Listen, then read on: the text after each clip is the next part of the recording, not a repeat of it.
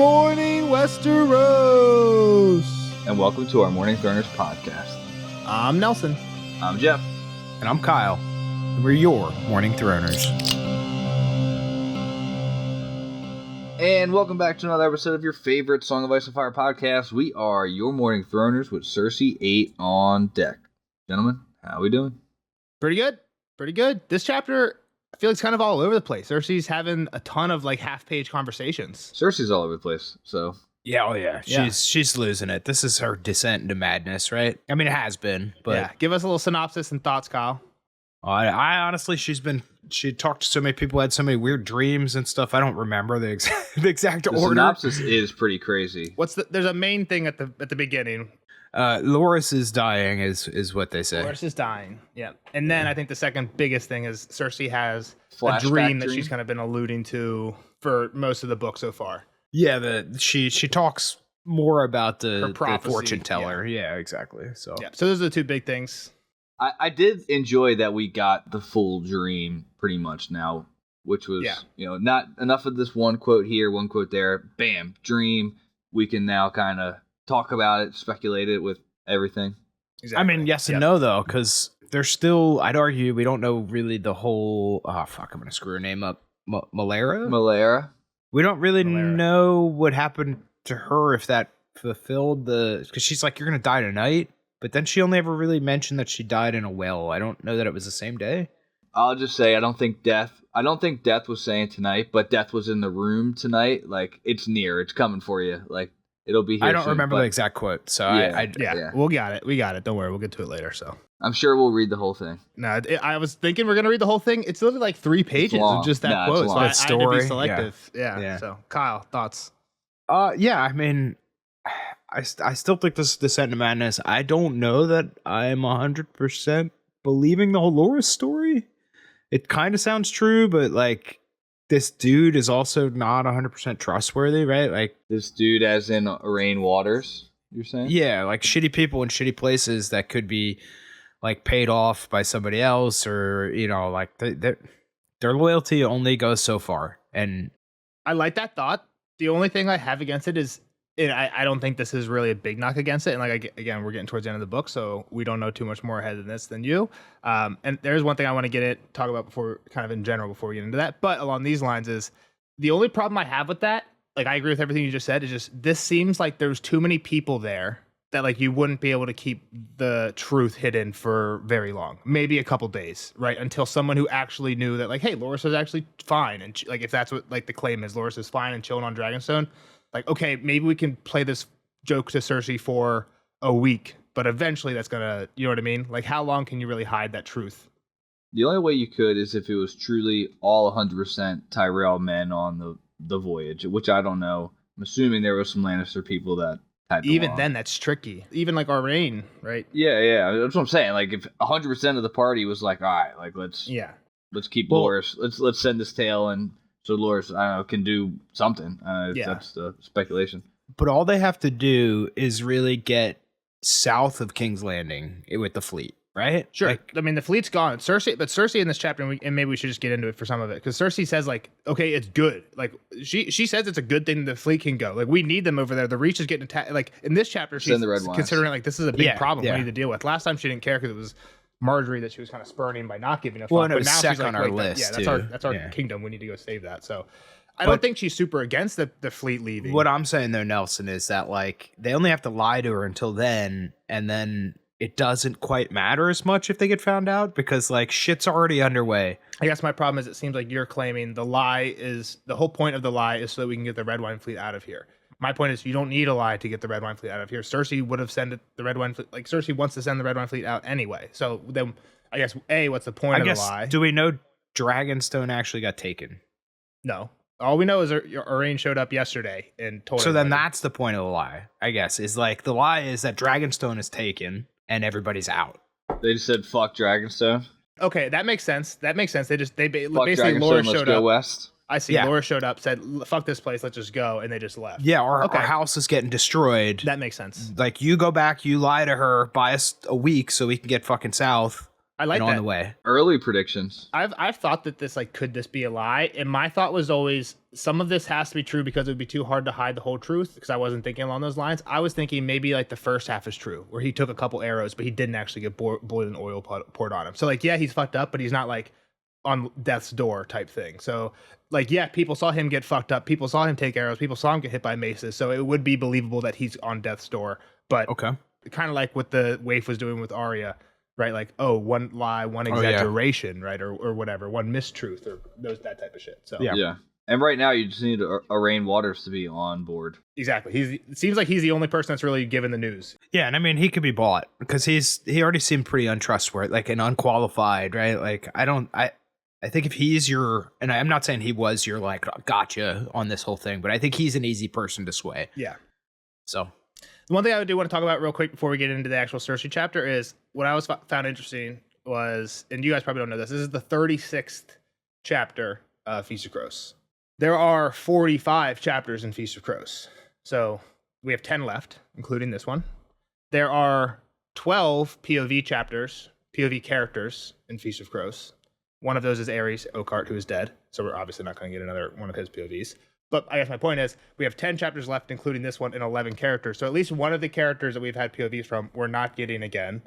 And again, the way Feast and Dance are split. Are you keeping that a spoiler? I'm not telling Kyle who it is, but I'm kind of posing to Kyle like, hey, we're getting to the point of the book where some of these characters we'll be hearing from the last time, period.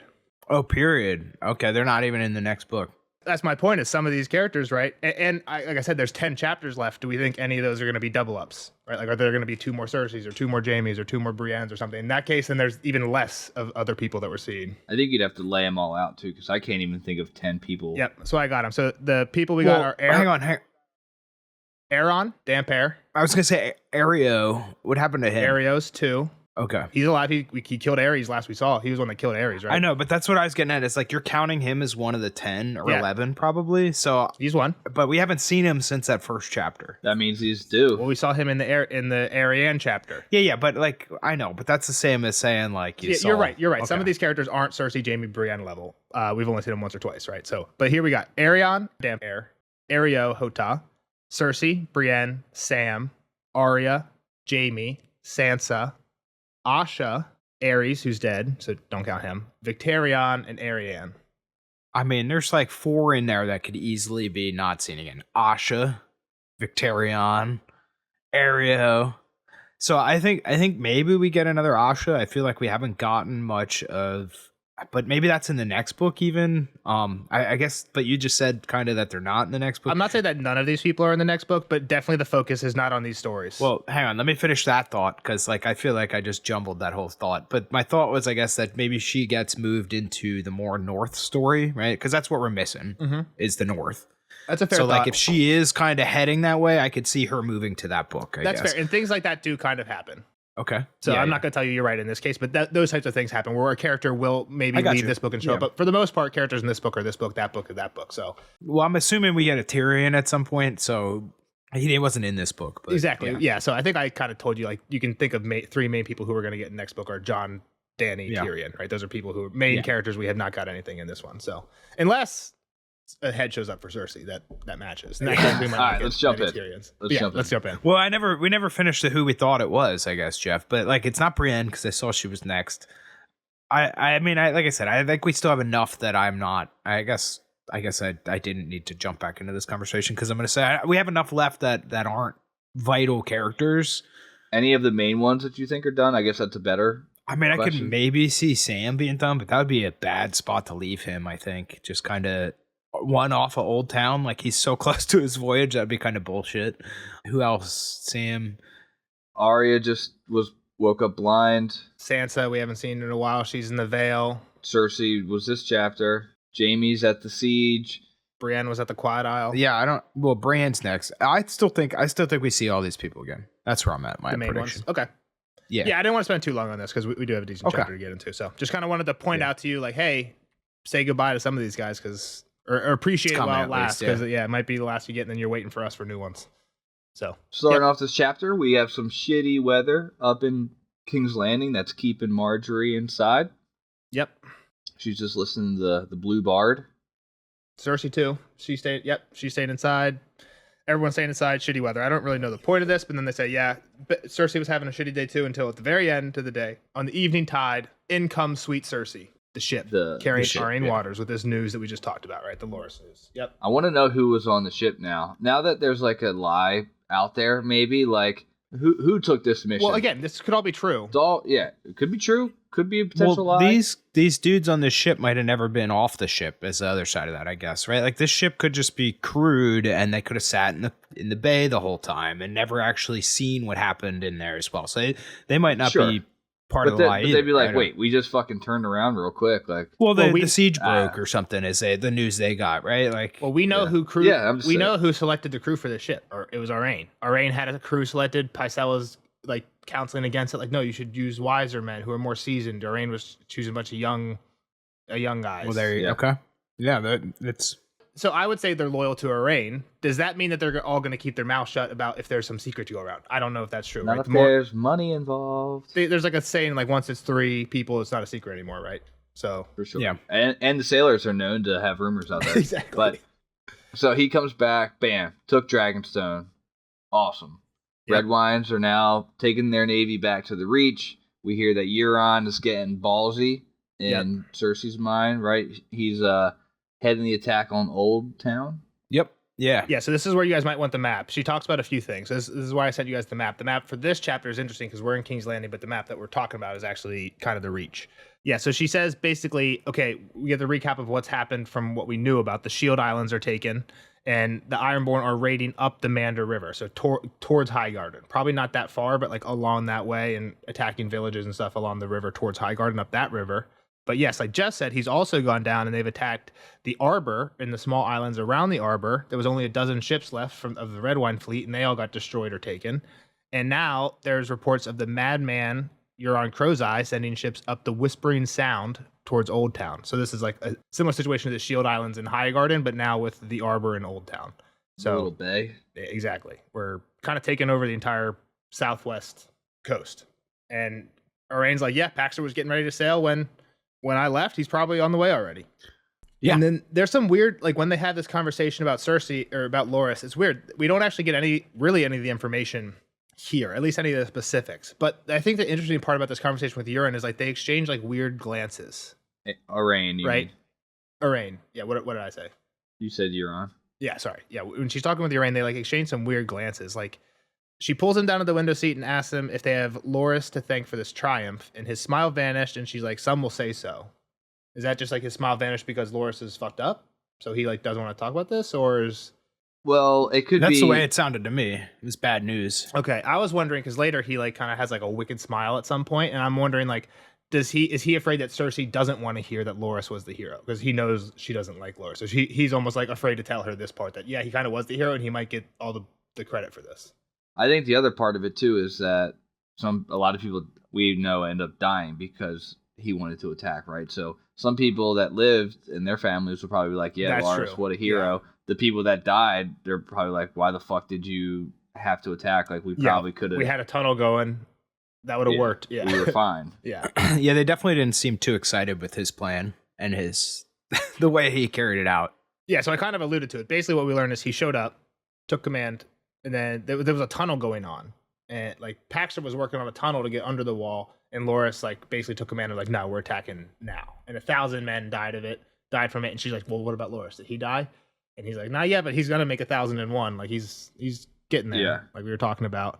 When do we find out when she makes him tell the story over and over again so she can tell Marge? Is that when we get the details of it? When she tells Marjorie, we don't get it until she tells Marjorie. Really, before she tells. We don't get it. Tells Marjorie. We don't get it then. We don't know anything really until she tells Marjorie. Her telling Marjorie is when we get the details. No. I have it here in my notes. She makes Arryn sit down and tell her the story multiple times. So. Yeah, but we don't get it. The book says like he told me the whole story twice, so I could repeat it to her. I got you. I see it. Again, I read Monday, so no, you're good. All right, so the realm's gonna be really sad. Obviously, Loras was loved, and even the king will probably shed a few tears with this news. Yep, and this is the part that I think is maybe like weird for your Arryn Waters is. Cersei's like, okay, I'm glad I wanted you to tell me because I want to be the one to tell Marjorie. I don't want her to hear it from a stranger. She should hear it from me. And he's like, your grace is kind, he said with a wicked smile. Like with a smile. No wicked smile. No, keep going. A wicked smile. You're right. The queen thought. Yeah. So to me, that's Cersei thinks that he knows she only wants to tell it to like twist the dagger, right? He knows. Yeah. And I know he knows. So I don't know. Maybe I'm just reading too much into this whole conversation, but no, I don't think you are. I think this is her thinking that everybody is just playing some fucking game too, though, right? Like, yeah, she projects a lot. We know that. Definitely could be in her mind for sure. Like, yeah, she's just like, everybody's scheming, so that's all that anything ever is some crazy scheme, and like everybody's always like doing something, trying to make their own moves, and it's like, I mean, I know I just gave a plot where this dude is making a move or a part of some bigger situation, but like at the same time, like that doesn't always have to be the case. So like but every time anybody does anything, she seems to apply it to that. So yeah. I think part of the reason a lot of the fans are kind of in line with you that like something doesn't seem fishy about this story is just because like Cersei pretty much got exactly what she wanted. Like her plan from the last chapter. Like, yeah. Characters' plans never go exactly to plan in this book. In last chapter, Cersei's like, you know what would be great? If we sent Loras, got Dragonstone, and Loras died. Or any one of those things would be good enough. And she got all. They're all wins. They were kind of like all wins. There was really no lose in her plan. My point is, she got all of them. She was like, if we get Dragonstone and he lives, good. If he dies and we don't get it, good. She got both big wins, right? Yeah. So that's why fans have a problem believing it. I think the biggest problem for me is that it was like so back to back as well, right? Like it was the last chapter, Cersei sent him away and was like, haha, this stuff's gonna work. And then literally the beginning of this chapter is all my stuff worked. It's like no space in between. I don't know. It's so weird to me. So one thing I was thinking is, and I actually looked this up in this chapter, is in Fire and Blood, because Targaryens had King's Landing and Dragonstone, they're back and forth daily, like literally in an hour or two, because they're close. They do pop the ferry over. Well, they have dragons, so they can get there and back in like a day with dragons. I looked it up. How long does it take by boat? It says it's like only like a day and a half or 2 days. So Loras, at the end of last chapter, is like, we need to do this ASAP so the Red Wine fleet can go. This could only be like 4 days after the last chapter. Like literally, he sailed that night. I'd say it's a week. I'd say it's a good week. Sure. The timeline that I follow literally says 4 days. I think you're probably right. It's probably a little bit more than that. But to Kyle's point, this one feels bang bang because a lot of the chapters in this book have not been bang bang. We've got like a week or two in between. Well, and I'm not even worried about that. It's like there was no like, oh no, is this gonna work? Is whatever happening? Did anything happen on the road? It was just immediately just like bam, right to the resolution of it, and it was like, oh, this doesn't feel right. The only person who knew her plan of like wanting Loras to kind of die, right? Who she kind of openly communicated with, we know of is Taina, right? Taina, yeah. So like maybe Qyburn, like she did talk to Qyburn a little bit right afterwards. Qyburn. But like Aurane, we don't really think is privy to those convos. No, probably not. And maybe Pycelle as well, just because she said something like she burst out laughing. She was like, Pycelle was like, I hope Loras doesn't die, and she was like, yeah, I hope that too, or something like that in the last chapter. So she didn't tell him, but yeah, it was kind of clear with him. It's curious, like where Aurane is at in these meetings with Cersei. Like, how much would she actually know? So to that point, in most of the meetings we've seen, basically Cersei hates all the other counselors and is bored by everything they say. And Aurane, she kind of just like gives him this look every once in a while, and he seems also bored. Like she's mentioned like 3 or 4 times, like Aurane seemed just as bored by this nonsense as Cersei did. And he kind of looks like Rhaegar, but not as much today. Well, she even cuts him down a little. She's like, yeah, fuck this guy. I don't know what I ever even saw in him in the first place. And like she even kind of undercuts them all. Yeah, it's so weird. I don't know. I don't know what to believe with her. I think she's just completely lost it and is...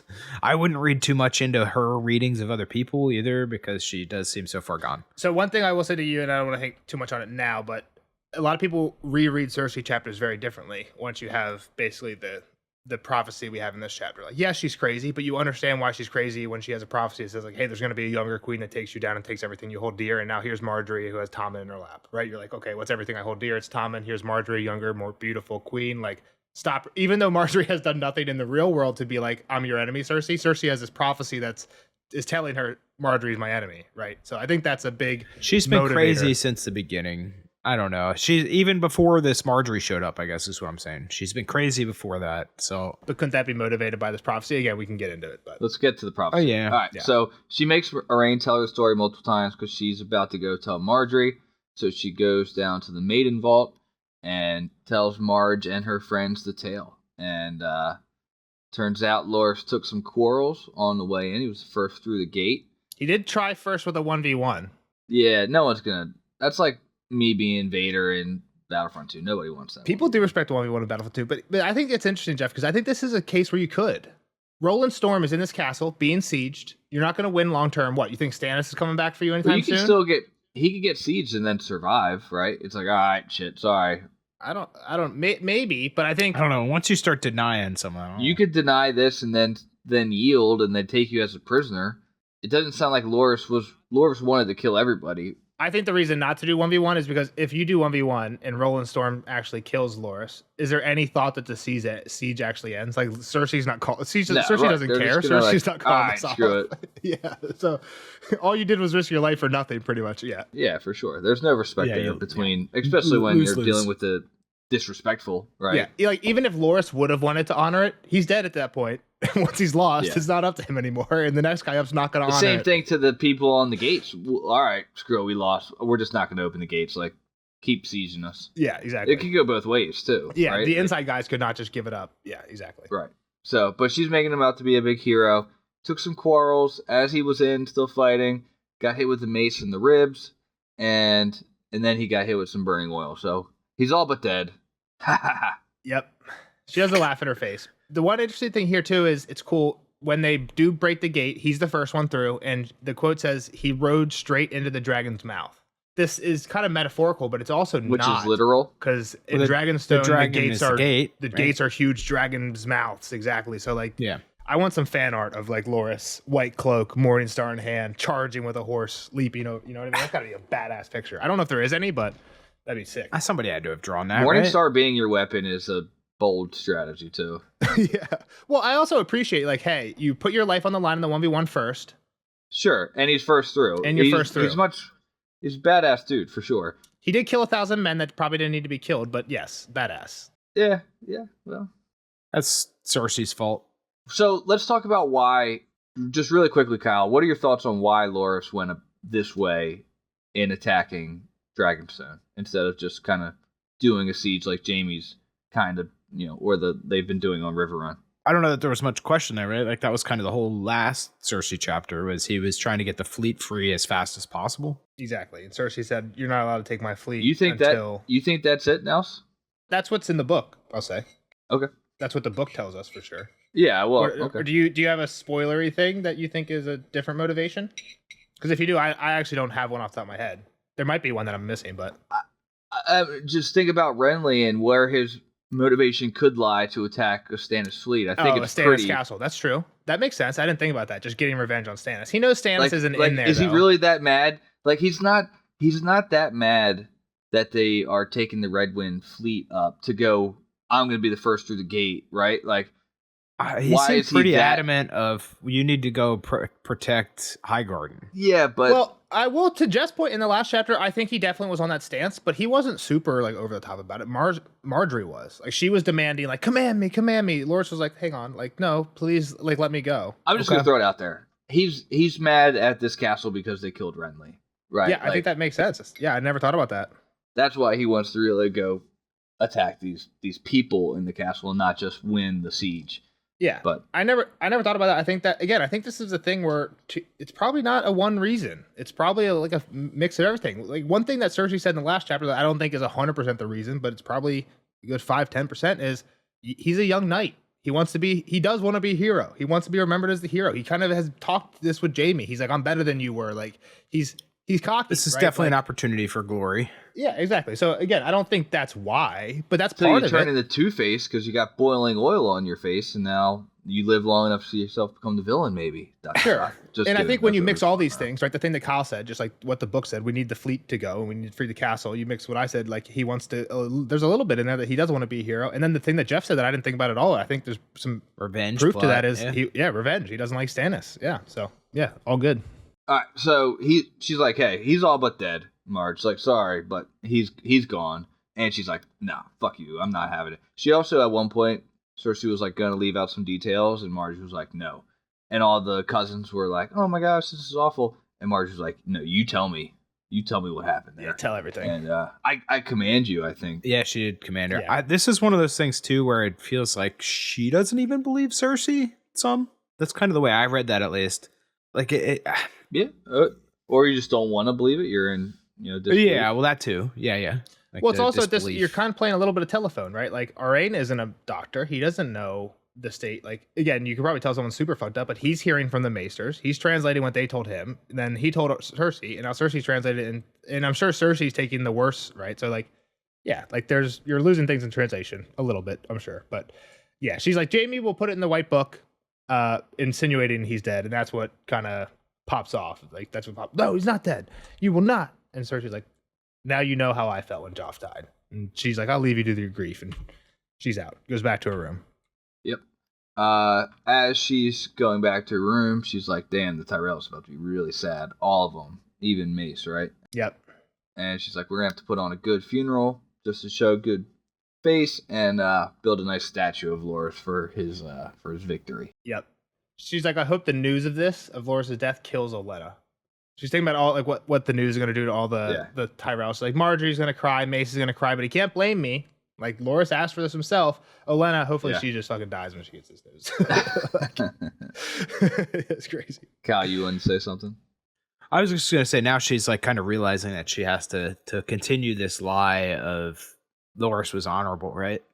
I don't see her having the mental wherewithal to kind of keep that up forever as well. Like I feel like she's eventually going to be like, yeah, he was a piece of shit or something like that, or like, oh, I sent him there for like it just feels like one of those things where she's not going to be able to keep this as under wraps as she thinks, where she's like, oh, just build a statue and have a parade every year for the dude and we'll sing songs about him. It's like I feel like she's going to get fed up with that too, eventually. right? Yeah, probably because like she does talk about a time like, oh yeah, when we sent him on his way, we like I proclaimed him a brave knight, and like there was a big ceremony basically in front of the gate, and thousands of small folk came. I don't know. Yeah, he's like, fuck these women that showed up for him, right? And she's like, I had to proclaim him this, and Tommen gave him a sword, and Tommen hugged him. He's like, I'm pissed about that, but he's dead now, so I guess I'll let that one slide. Like, yeah, so you're exactly. If she wasn't okay with Tommen hugging him publicly, I don't think eventually these big Loras is a hero things might get under skin. Again, maybe not just because like in her mind she won, and she won. Like it was because of her basically. So yeah.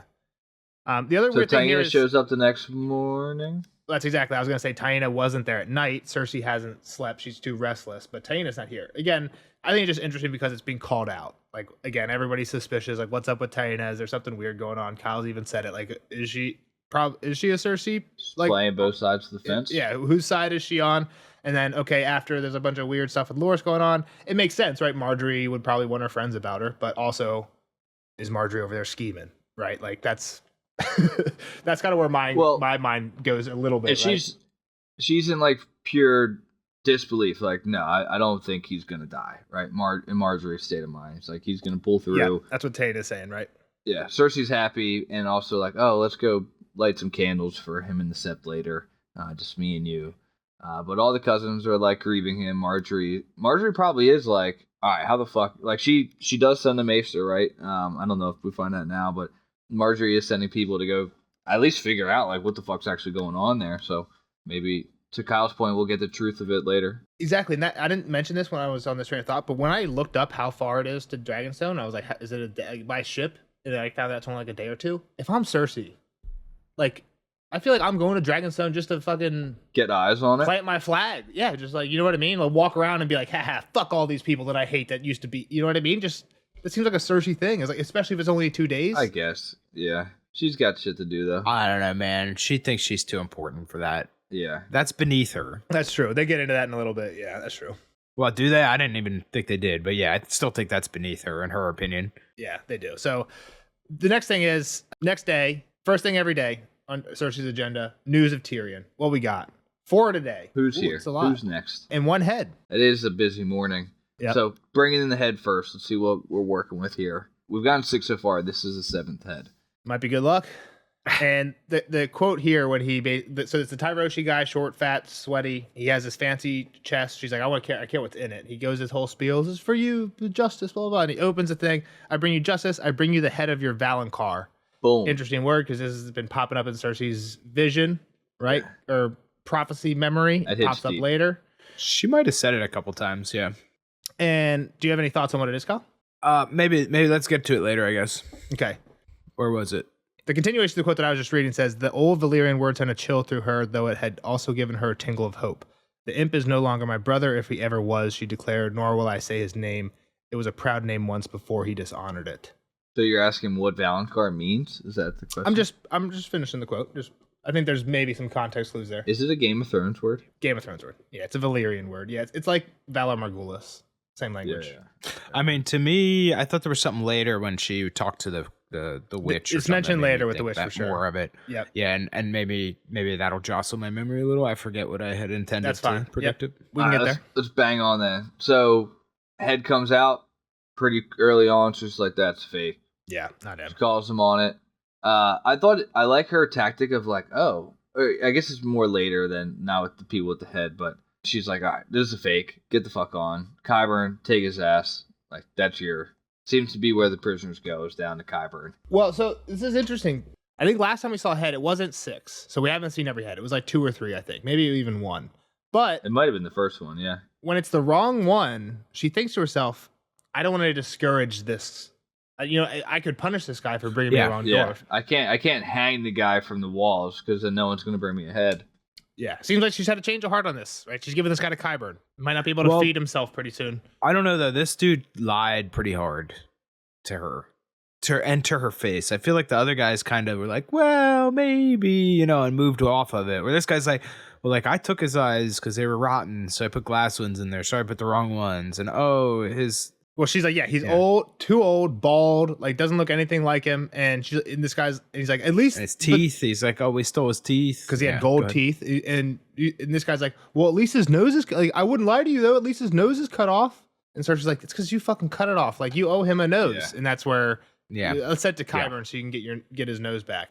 I think it's interesting because we've kind of been talking about Qyburn if he's building a Franken mountain. I think it's an interesting line, like, oh, he needs a nose. Like, are we building a Franken mountain piece by piece? Like, is this dude's nose going to end up on, if there is a Franken mountain, you know what I mean? Like, why not, dude? So, and Qyburn says some weird shit later about Felice that is just like, what the fuck? I don't want to know, but like, what is that guy doing down there? Right? Oh yeah. He does say some weird shit later. Yeah. Look at that. We talk about that. So, yep. So yeah, you're off to Felice, and then Jeff, you can know about these guys. The next 3 guys, they all think they know where Tyrion is. The next 3 rumors were pretty bad. The first one is that he's in a brothel in Old Town. The second one is he's a mummer in Bravos. And the third one is he's a hermit in the Riverlands. Living on a haunted hill. Which that one I kind of believe potentially, right? Because he could be with Beric. Maybe. We have been to a haunted hill in the Riverlands. I think it's a huge missed opportunity by George that Arya didn't meet a dwarf mummer in Bravos. Yeah. Just as a red herring even. Exactly. At least seen one maybe walking away. What if it was just like in the back, like, oh, and there was a dwarf one back there. At the ship they're doing 7 drunken oarsmen. 2 of them left, so there should be at least 5 left. We only saw like 1 or 2, so one of them might be a dwarf, right? But like, it would have been cool. George should have dropped that in just on the heels of this. Yeah, it would have been cool. Red herring or a potential. Well, does Arya know what Tyrion looks like? Yeah, maybe it could have been Tyrion, and like Arya just wouldn't notice. You know what I mean? Like, she would know who he looked like. She met him at the castle. Winterfell. He was at Winterfell. And I guess it was just Winterfell. They traveled south to, or no? Yeah, he wasn't at King's Landing while she was. Yeah, they didn't go south together. Never mind. But yeah, okay. Yeah.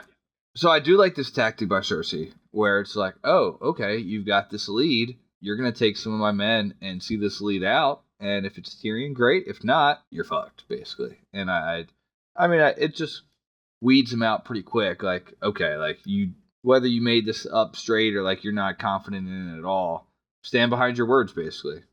Yeah. Well, and it's not even like I'm not going to kill you. It's you're going to lose a tongue. So it's not like again, you don't want to lose a tongue, but it sounds awful.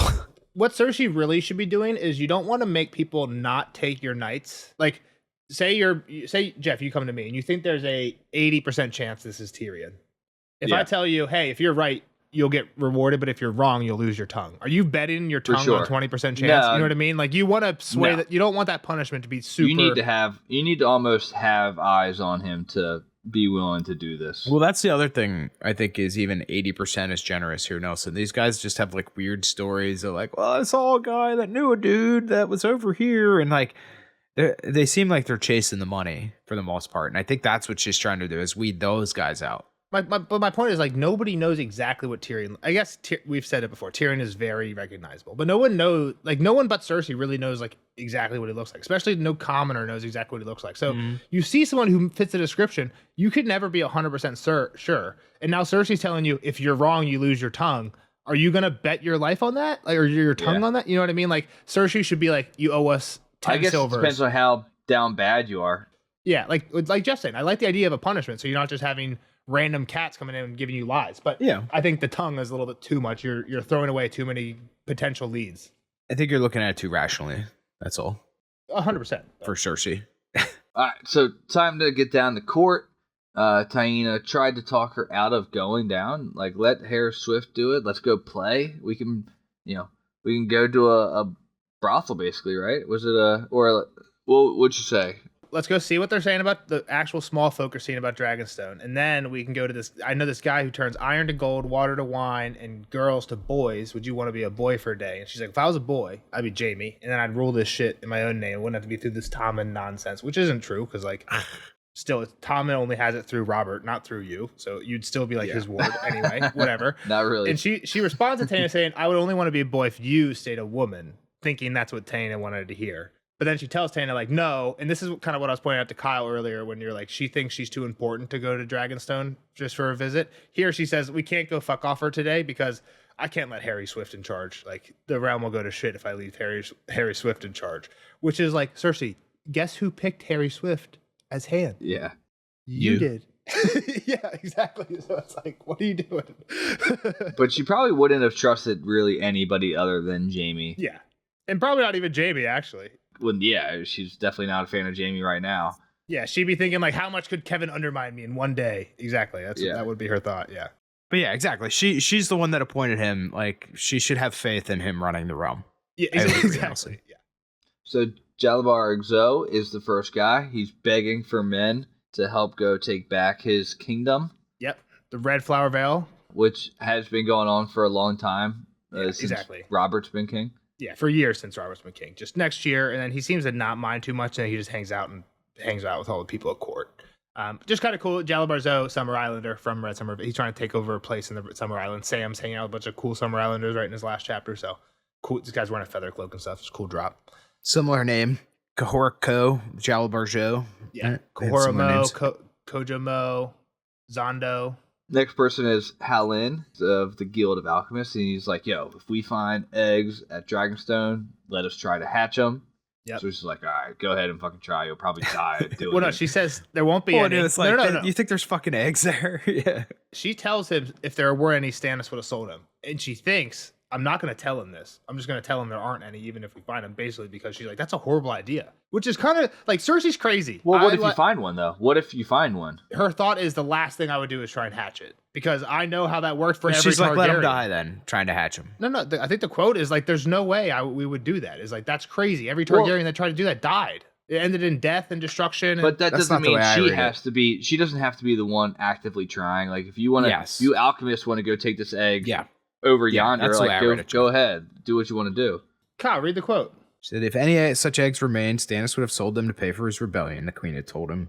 She refrained from saying that the plan was mad. Ever since the last Targaryen dragon had died, all such attempts ended in death, disaster, or disgrace. So I think it's like, go ahead, go. You guys could go fucking do whatever you want with these eggs. I ain't touching them. Okay, that's not how I read it. To me, I'm telling this guy Stannis sold them all, even if we find them, because this is crazy talk.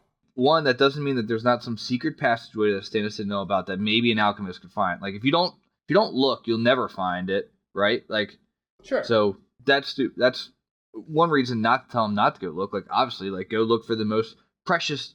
This is the most precious thing in the world, right? Like, we know how much they cost. And she's not saying like, okay, fine, like he wasn't saying like we'll let you try to hatch an egg. Like, if we find it, we'll try to hatch the egg. So, like, it's like, all right, skin off my bones. Like, obviously, you're gonna give it to me if it does hatch. Like, but like, go do it on your own. Yeah. Just don't waste my time with this bullshit anymore. Have fun. I don't quite read it that way, but this is definitely not that important, so it's not worth spending. I just don't know how you read. I mean, it's not like she's saying she has to be the one to hatch it. So Kyle, I didn't want to talk about it exactly because Kyle doesn't know about the exact occasion I'm talking about, but Jeff should know of an occasion where they tried to hatch dragon eggs, and it basically caused an entire castle to burn. So, I it do doesn't understand matter it, if it's but again, them. it's not it could still like cause a huge fire or a huge tragedy. it's not like when you try to hatch it, it needs to be in Cersei's bedroom or like Cersei has to do the act. My point is, even if it's not in Cersei's bedroom, it could still cause bad shit for Cersei. So you like in the way I read this is she's saying this is mad. I wouldn't let this happen anywhere. So if you find an egg, keep it over in Dragonstone and do it over there where none of our people are. Like I'm just saying, like you could go do it on a fucking secluded area. Okay. And try. You don't have to do it in the middle of town where a million people are looking. That's fair. Like I don't know why you can't figure that out. That's fair. Go to the testing range out west. Then You were implying she's just saying go do it at the Alchemist Hall down the street, and I'm thinking that could still be fucking bad for you, Cersei. No, if you take it to a field of nothing. It's like you take it to Utah or whatever they did the nuclear bomb testing. It's a good point. I got you. I wasn't thinking that. Jesus Christ. All right, so the next person is a bunch of merchants asking to forgive the debts. They're asking her to basically buy the debts from the Iron Bank. So that's how I took it. Maybe, or are they just telling the Iron Bank to back the fuck off? I thought that she just basically wanted her to write to the Iron Bank and be like, "Yo, stop being a dick. Stop collecting right now. Hold off." Okay. Exactly. But kind of use her muscle to be like, "Don't do this." Well, the other thing though is like she's the one that kind of sent them to the merchants, though, right? Well, no, because she's like, "We're not fucking paying you. Go get your money elsewhere." And now they're collecting these other debts instead because they need the money. Well, she never said go get your money elsewhere. She just said we're not paying you until after the war. And it seems like what's happening now, and we heard this in the Jaime chapter also, is Jenna Lannister told Jaime like, "Hey, there's a lot of people around here pissed because the Iron Bank's basically saying we're not giving you loans and we want our money back now." I think the idea is the Iron Bank is saying, "Hey, Cersei, okay, you don't want to pay us? We'll piss everyone in the fucking realm off until you do pay us." So I think this is. Like, I don't think Cersei anticipated it. We're saying the same thing. The way you are saying it, you're saying Cersei kind of knew this would happen. Like, you're saying go fucking squeeze it from the people. I just don't think she cares. I don't think she cares, but I don't think she anticipated this, and I think this is kind of like this could snowball, right? So I don't think. Well, for sure, yes. She seems upset about it, for sure. Like, she's like, where is it? We need our own bank, a gold bank. Yeah, well, yeah, exactly. Which is actually a decent, like, if Castle Rock is literally a mountain of gold, you should have your own bank, right? Like, yeah, you can make a ton of money just giving loans out. If you have money and you can loan it out and make money off of it, right? You can charge interest and shit. Like, I think they obviously don't have money. What makes something a bank? Like, we know that the Iron Throne is like in debt to two main people, the Iron Bank and the Lannisters. So doesn't that mean the Lannisters are a bank if they're loaning money? I guess if anyone's taking loans, right, you're kind of a bank, right? Yeah. Like, if you're charging interest in a way, that's how banks make money, right? I guess mob loan sharks would like this qualification. I'm sure there's a few more steps to it, but well, I mean, if you're talking about like in America, it's different for sure. But here, I think you could probably argue they both are bank serving. I'm going to agree with Jeff. I don't know what else it would take, but yeah, I guess they kind of are one already. I guess you need to have FDIC the capital. Certifications. You need to have the capital actually back up these loans. Would be my guess, right? Like, I'd have to give you your loan so that you could go do what you want to do, and then I'm going to start charging you the principal and interest and yada yada. Well, not if I don't think the Lannisters have. I don't think the Lannisters have nearly enough money anymore. I don't think they're as rich as they're putting on because, like, she would have more money. There's a lot in the show where Tywin tells Cersei that the Lannister gold mines have dried up years ago, but there's nothing like that in the book. So the thought in the books is the implication is they literally they're not doing anything fancy. They literally are sitting on a mountain of gold. Like, Castle Rock is a mountain, and it's a gold mountain. Well, I'll say this is the one implication is why is the crown in so much debt if you married the Lannisters and they have just an endless amount of gold? The answer is because when you did, Tywin said, just because you married me doesn't mean you're a Lannister. When she married Robert, Tywin was alive and in charge of the Lannister finances, and he wasn't playing this game where, oh, just because you married me, all your debts are forgiven. He's dead. Exactly. So right now, that might be the case. She has not said any time in here, oh, and now we have the whole wealth of the Lannisters behind us, like as a positive. Because I think that would be dumb. You should keep them as separate entities. But you're right. That could be a thing. She seemed to think that they have no money, right? So the next part of the next, let's go to the next thing. That's what I'm saying. I don't think the Lannisters have the money that you think. It's a good point. I don't know. I think Cersei might just not be. I think she just might not be mixing Lannister and Crown funds. I think she might be keeping them separate. To your point, I don't know why she would do that, but I think that's kind of the implication. But the Lannisters make all these promises about money and like returning debts. Like, they're not using Crown. Like, when Tyrion says like, all right, I'll give you X, Y, and Z. Obviously, he's not using the Crown money. and we know the crown is broke. So if Cersei's making these, again, a lot of it's just land, which is plentiful right now. But if it was money, they need money from somewhere, and the crown's broke. So where are they getting it from? I think the question, it's a good question from Kyle. There was a point where Tyrion was when they named Tyrion Master of Coin, he was trying to figure shit out. And he goes to Tywin. He's like, this shit isn't balancing. Like, what are we gonna do? He's like, is the Lannisters gonna forgive the debts that the crown owes them? And Tywin literally just laughed in his face. He's like, sure. Yeah, right. No, go figure it out. This is your job, Tyrion. Go figure it out. You still owe me fucking money.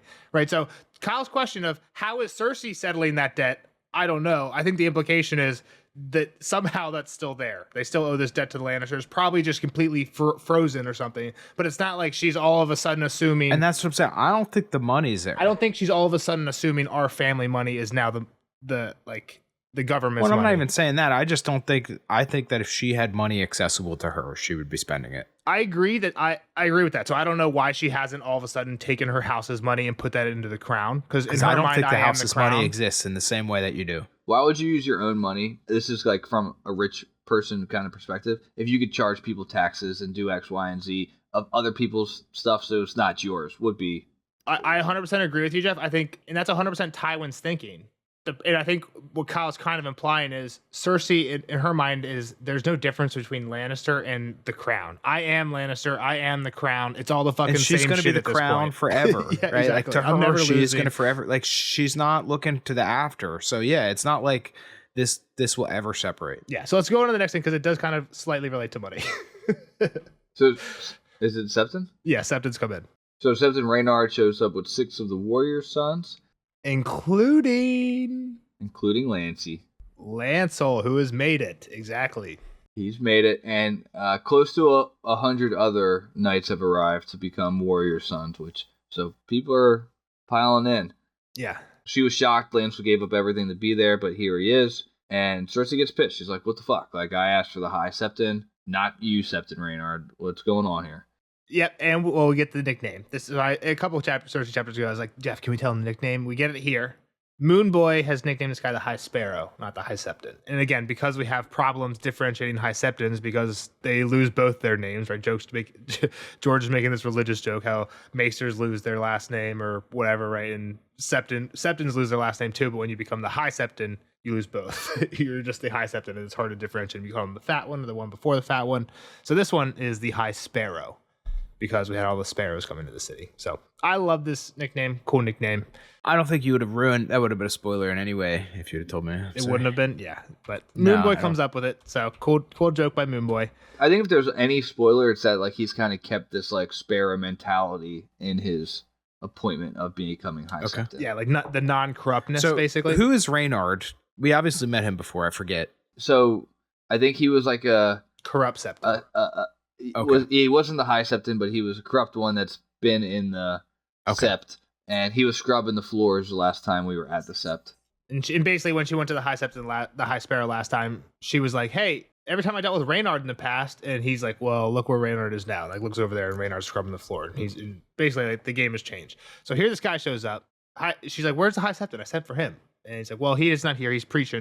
And she's like, "You mean he's badgering all my brothels on the Street of Silk? Like we can't have that." And Reynard's preaching about like, oh, women shouldn't be selling their bodies. It's sinful. And she's like, I know you have a favorite whore in every fucking whorehouse. You're knocking on the doors at night. You got a secret entrance in. The only reason you're here blabbering at me is because you'd rather be doing that than scrubbing floors. So I don't want to hear it. And she doesn't quite say this, but she kind of does. She's like, here she actually does some good politicking. She's like, the brothel owners are yelling. And the guy says, why should the righteous wield to the wicked? I think Cersei actually drops a bunch of really good points on him. Brothels pay tax to fill the royal coffers. Tywin had put this tax on, right? Tywin created the tax. Everybody blamed Tyrion because he was master of coin at the time. They called it the dwarf's penny. Every whore is an extra penny. Goes to the crown. So she's like, these pennies are paying for everything we need. They're paying for the gold cloaks. They're paying for the ships we're building. She's like, also, if we don't have brothels, no ships are going to come here. So it's just going to hurt every other business. They're all going to go to Goldtown or Duskendale. All the trade. It's our main economy. Yep. Third, High Septon promised me that we're going to make peace here. We're going to stop all this nonsense going on in the city. Brothels help, no rape. You have people that are willing to have sex with you for money. You're not going to have people that are forcing themselves on people. Less rape, peaceful city. I don't know if this is true. I'm sure there's stats on this, but All right, let's move on.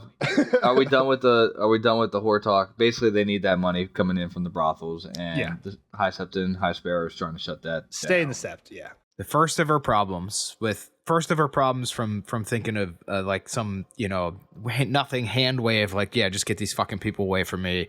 And now it's already biting her in the ass. This is a good one. That's a good one. That's all the Maester, or not the Maester's acceptance. Anyway, go ahead. The way she was dealing with that. Yeah.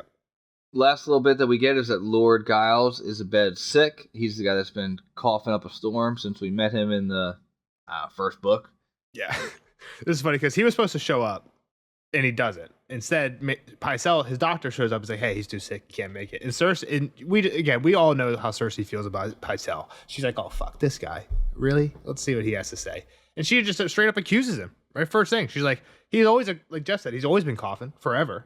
If he's dying now, there's only one reason. It's because someone wants him dead. Someone's killing him. And Pycelle's like, first off, Cersei's at court, isn't it? Like, this isn't just Cersei and Pycelle. Like, Cersei's always unhinged with Pycelle. You know what I mean? And, like, sometimes she's just, like, in public. Like, he's like... This isn't public? This is a court. Yeah, we're having people coming in and going.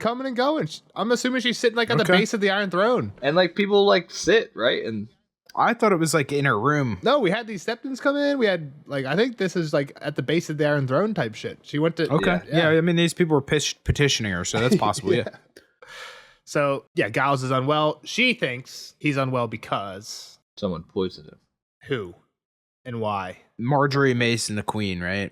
Because he's in the way, and they want to appoint their own people. Marjorie Mason, Olenna. Or not the Queen of Thorns, I'm sorry. Yeah, Queen of Thorns, exactly. Right. Yep. Because they had offered... Basically, they had somebody coming. This guy, Garth the Gross, he farts a lot and whatever. He was on his way. Like, he had set sail and... whatever, and Cersei's like, you better, or he was on his way to Old Town, and Cersei's like, you better send a letter, because I already named Giles, exactly, when she hadn't actually named Giles, and then she's like, hey, I named you, and say it was yesterday, or what, you know what I mean? Like, she played this whole game just to prevent this guy, so that's why she doesn't want him dead. She just wants a butt in the seat, which is kind of crazy. Like, I guess you could just put another butt in the seat, but at that point, you've already heard the Tyrells ask you if they could have their guy, so you kind of can't at this point, I guess, is the thought, so you just need to stay alive you can't keep as long skirting as possible. around it. Yeah. Yeah. Cersei does not give him leave to die.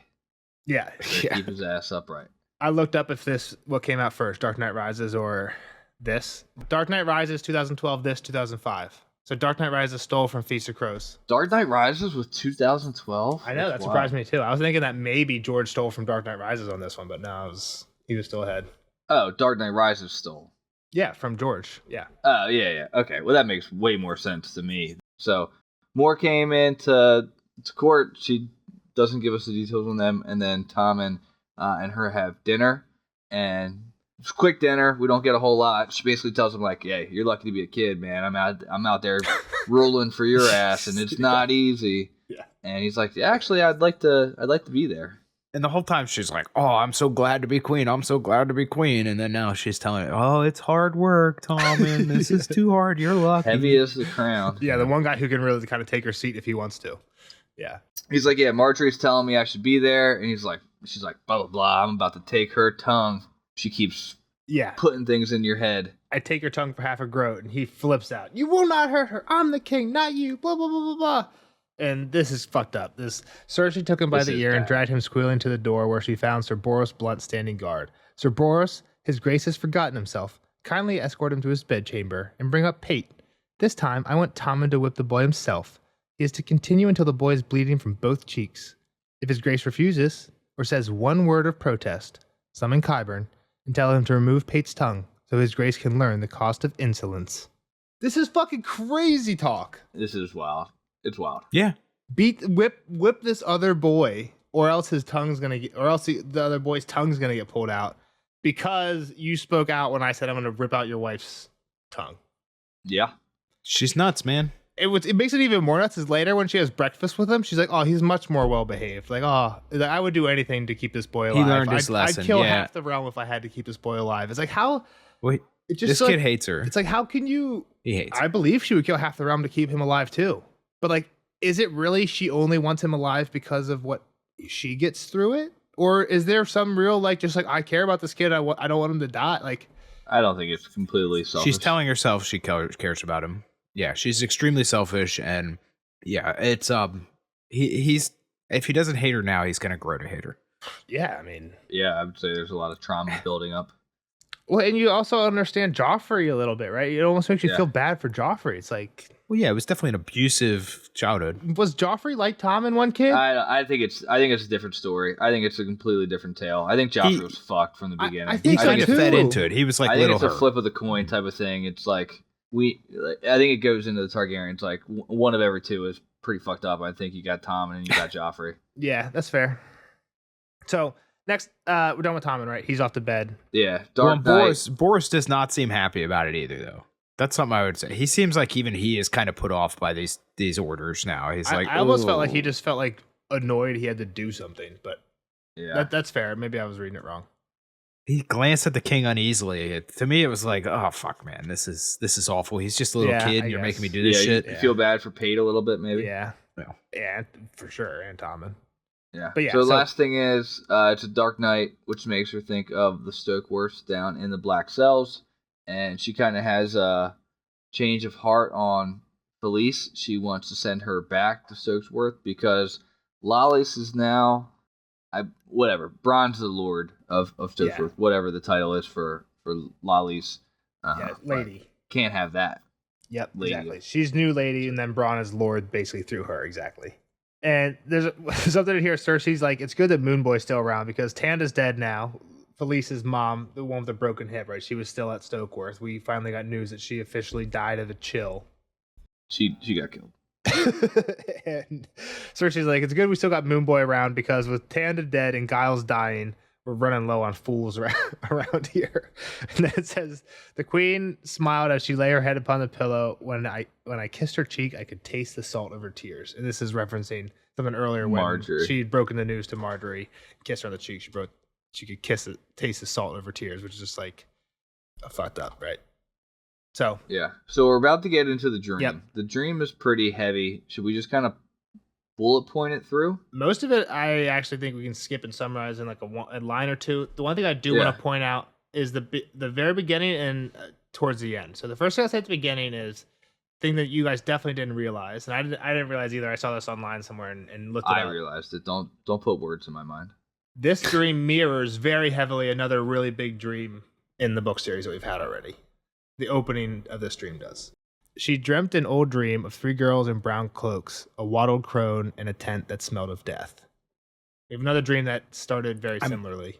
You're right. I don't know. I'm what that assuming dream this is like something to do with Danny and the maid Magi. Long or something, ago. but Ned, I don't. 10, after Ned gets his leg hurt.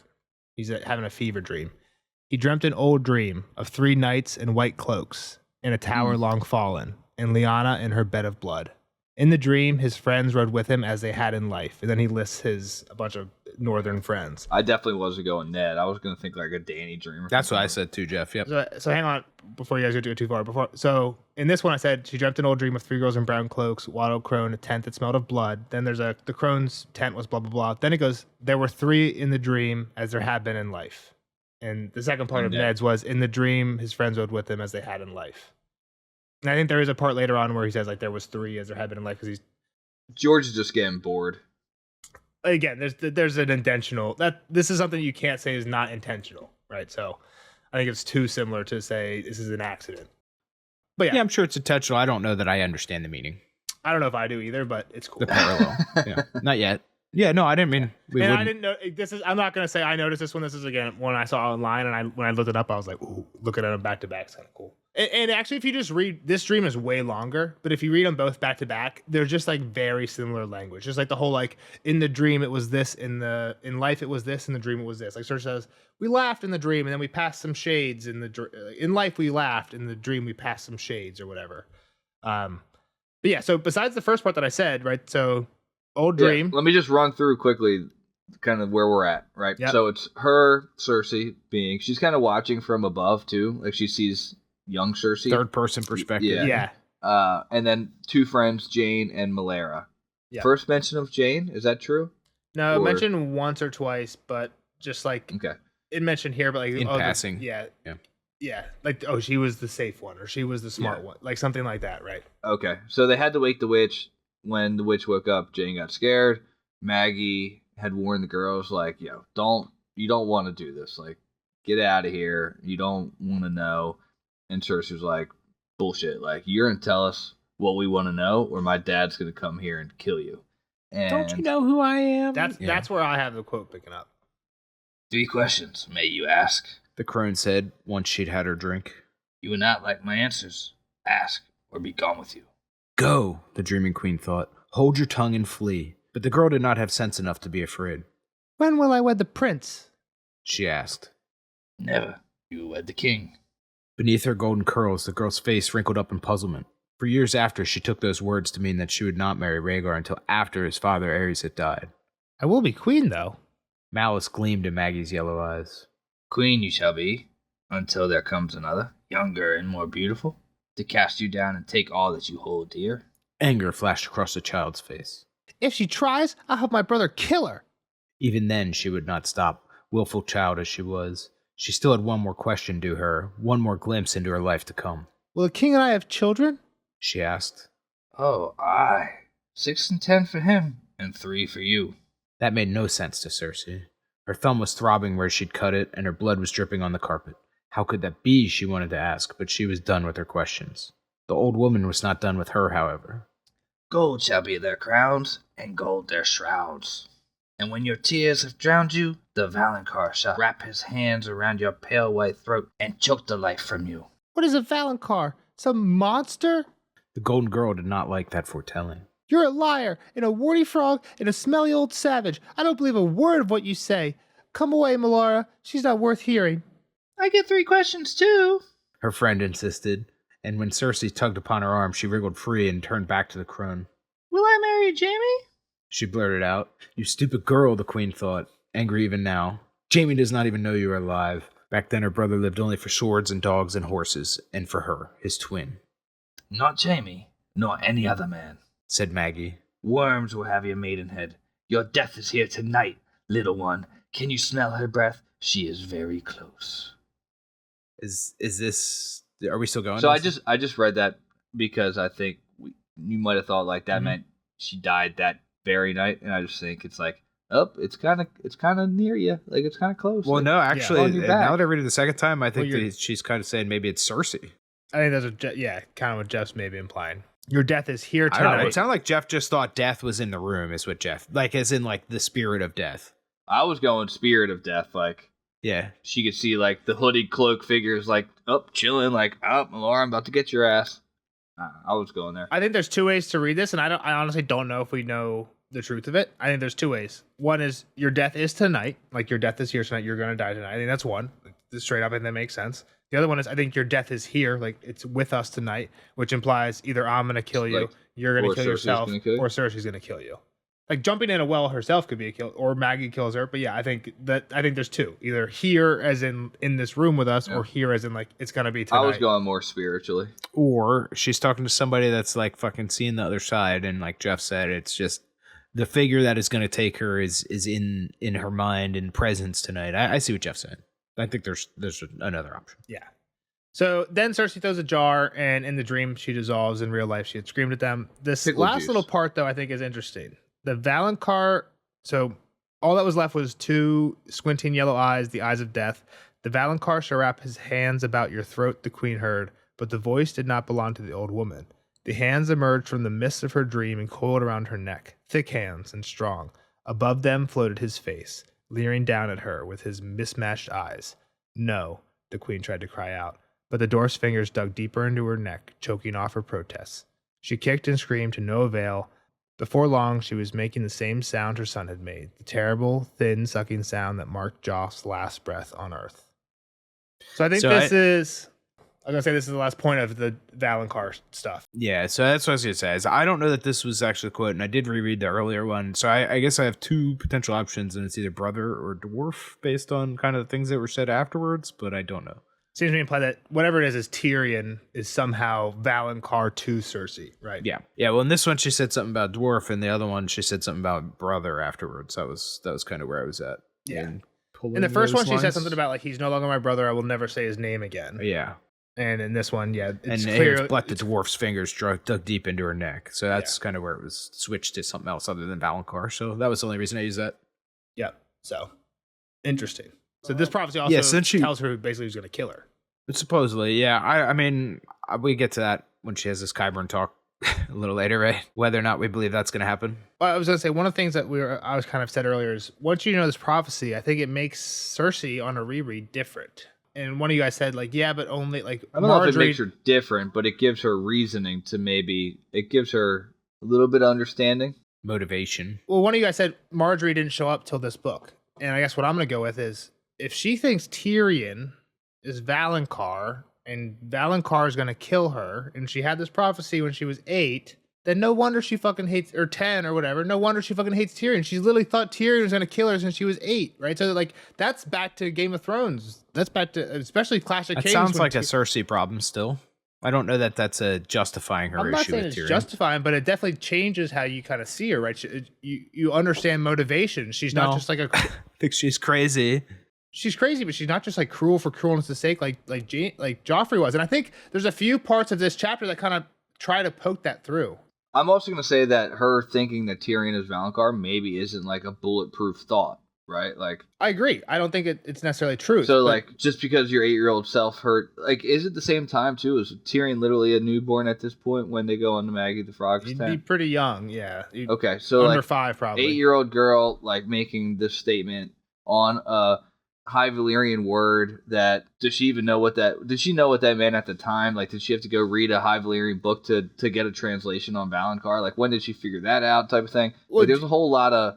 I don't want to play this game right now because it's a fun game to play, and we'll play it at some other point. But I think the thing that we're talking about is okay. It's clear to see that Cersei thinks Valonqar is Tyrion. Jeff was kind of alluding to the whole point of making it not the prophecy, not just say Tyrion or like your dwarf brother, is to put some ambiguity in there for us as one thing, right? So let's say if it does mean brother, that has to, like, part of that has to be for us to be like, wait, is Jaime gonna kill Cersei? Right? That has to be why. Yeah, absolutely. If it's dwarf, is there gonna are we gonna see another dwarf that we know that, you know what I mean, that's gonna show up? And so, like, are we gonna see someone who shows up? And I think that's the point of making it ambiguous. Yeah. So and I think there's a bigger reason for that, which I think comes later with the Qyburn. I'm gonna say it now just so it doesn't get glossed over. Like, all right, it's go kill Marjorie, right? Or go get rid of Marjorie.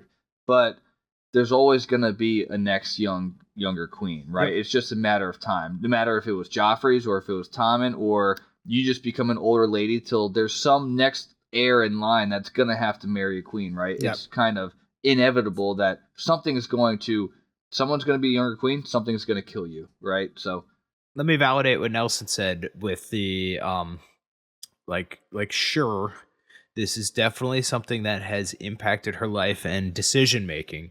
But for her to stake her entire life on these fucking 3 things that some crazy lady said in the tent, and then like this is how she's now living her life, is crazy in itself. Nelson, what's Bran doing right now? I don't know. What's Bran Stark doing right now? I don't know. After Winterfell burned, what did he do? What did he have to do though?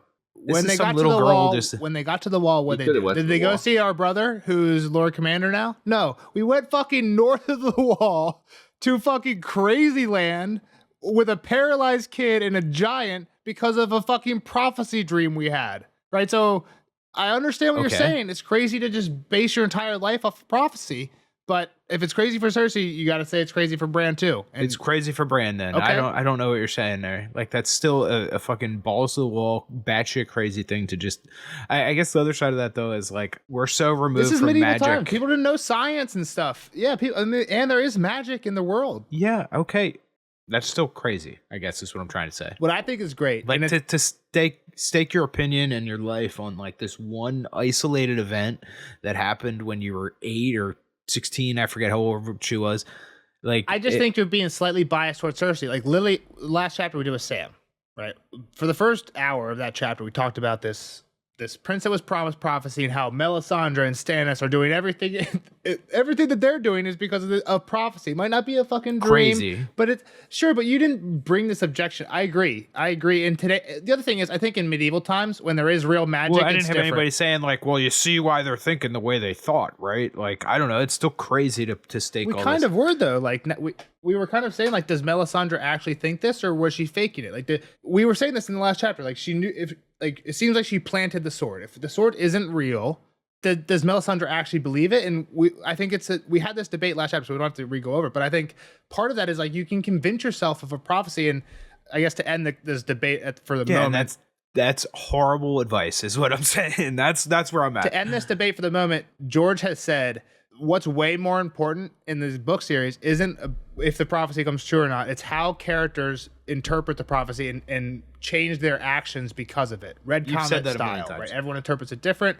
Cersei is definitely gearing her life in some way, I would say less than Bran, which makes her less crazy than Bran, towards this prophecy. So, yeah, and I think it's kind of, I just like it because we're getting to the part of the book where Prince was promised last one, Cersei's prophecy this one, right? We're understanding like why like the last chapter gives us motivations for like Rhaegar, right? Like basically Aemon said Rhaegar thought he was the prince and he thought his son was the prince. If we go back and reread the book series with that in mind, some of what Rhaegar does starts making more sense, right? So it's interesting. It is. I agree with you. It's crazy. Nobody should do it nowadays. Just base your life off a dream. But it's really cool to reread these book series, I think, once you know some of these big motivating factors, right, for some of these characters. Yeah. Fair point. Okay. So she wakes up and sends Dorcas for Pycelle, and Pycelle's old ass takes some time. She thinks, man, I'm mad as fuck that you're old. At one point, he was not old, and he was like the Dumbledore. Dude, imagine you're Pycelle. You're taking care of Giles. It has to suck. You get called into the throne room today. You literally get accused of poisoning the guy you've been trying to take care of. Get sent back. Now it's 4 a.m. You get woken up out of bed, called to the queen who accused you. You get there and you're like, yes, what do you need, your grace? And she's like, how fucking old are you? It's literally the first thing she says to her. It's like, how fucking old are you? It's like, okay, you don't want a cup of milk. Like, you just, how old are you? Yeah, younger guy would please move. Yeah, Like, and this she dude has like literally spent his comes life in at- service to the king, right? Like, this has been his thing, yeah. And now here he is trying to do more, finish his life out, and she's just so rude to him. The disrespect is crazy. But yeah, exactly. How old are you? And he gives the story. Here's the reason I'm here is that I'm this The old. prophecy explains the disrespect, but sorry. Anyway, Nothing in the prophecy about Pycelle. I was kidding. I know I was kidding. I was just fucking with you. But But here yeah. he is, old as fuck. The three previous guys, the one was named when he was 80, died within a year. Next one when he was almost 90, died within a year. Next one when he was 66, died on his way to King's Landing, just of a chill. Then King Aegon said, I need a younger king, or a younger maester. I need a younger maester. And he was 42 when he got sent. King Aegon, King Egg? my boy Egg. Let's go. Yes. You're so Egg. lame. Is Aemon going to is Pycelle going to show up in like Duncan Egg volume 12? Volume Yes. 15, Is, probably. yes is the answer. And you know how pumped I'm going to be? Are there going to be more Duncan Eggs? George says at least 9. Oh, yeah. Yeah, they'll be out. So, Pycelle, I need a potion to sleep without dreams. Can you help me? Yep. And he's like, yeah, sure. Don't call for Qyburn. Have some wine, is what he said. Yeah. That's She's the like, you know best how much I've been trying the wine? You know how drunk I am right now, Pycelle? Exactly. That is a good one. Though, But yeah. also, what do you know about prophecies? Can our morrows be foretold? And he's like, a better question is, should our morrows be foretold? Yeah. And he's like, she's like, get the fuck out of here. I didn't need your wisdom answer. I'll Give it be to me honest. straight. I feel like Pycelle has actually been pretty wise in giving Cersei counsel this book. If you actually go back in retrospect, this one is kind of like a Yeah. too vague to be meaningful answer. But- I think Cersei agrees with him at this point too. Like if she Sure. could go back and not have gone in that tent, that's what the whole dream was about. Like Well, don't go that in, was the don't go in, dream, don't yeah. go in. She does not want to know, right? So we didn't really talk about it in the dream again. I don't want to linger too much on it, but like some of the cool things. Will I marry the prince? No, you'll marry the king. And well, she's thinking, will I marry Rhaegar? This is at the tournament we heard before. No, you're not going to marry the prince. You're going to marry the king. She marries Robert after he becomes king. Will we have children? Yes. Him 16. 16 and 3. You 3. Right, that's a great line. Doesn't too. make any fucking sense. How long do you think it took her to realize that the 19 kids would be fathered by that, like, not even together? My thought is it has to be after she realized that her kids are 3. Because if you only have 2 kids and you realize what that means, then you What stop. You happened- don't have number 3. Yeah. Just stop fucking Jamie or have him do what Lancel did. Yeah. Yeah. Like Cersei could have prevented some of this prophecy, right? Easily, or just have another one. Let Lancel do it in. Yeah. You know? I mean, I guess Yeah. when Lancel was there, Robert wasn't, so you can't She do stopped that. at but- 3. She could have thrown the whole thing off. What happens if she had 4? Everything's debunked now. That's It's what just- Nelson's saying. Yeah. Yeah. She should have done 2 or 4. Yeah. It's her fault. So, well, I guess Jeff originally asked when did she realize what this whole thing about the kids meant. I'm saying after she already had 3 kids, maybe is when she realized what it was, and then she could have gone for 4 and maybe it just wasn't working. Or she had 2 and Robert already had 9 bastards out there, and it's like, okay, he's not having kids with me. Well, and that's the other thing is, do we know he had 16? I guess is the real question. We don't have confirmation of that even. How many do we know? Well, let's just say we know 4.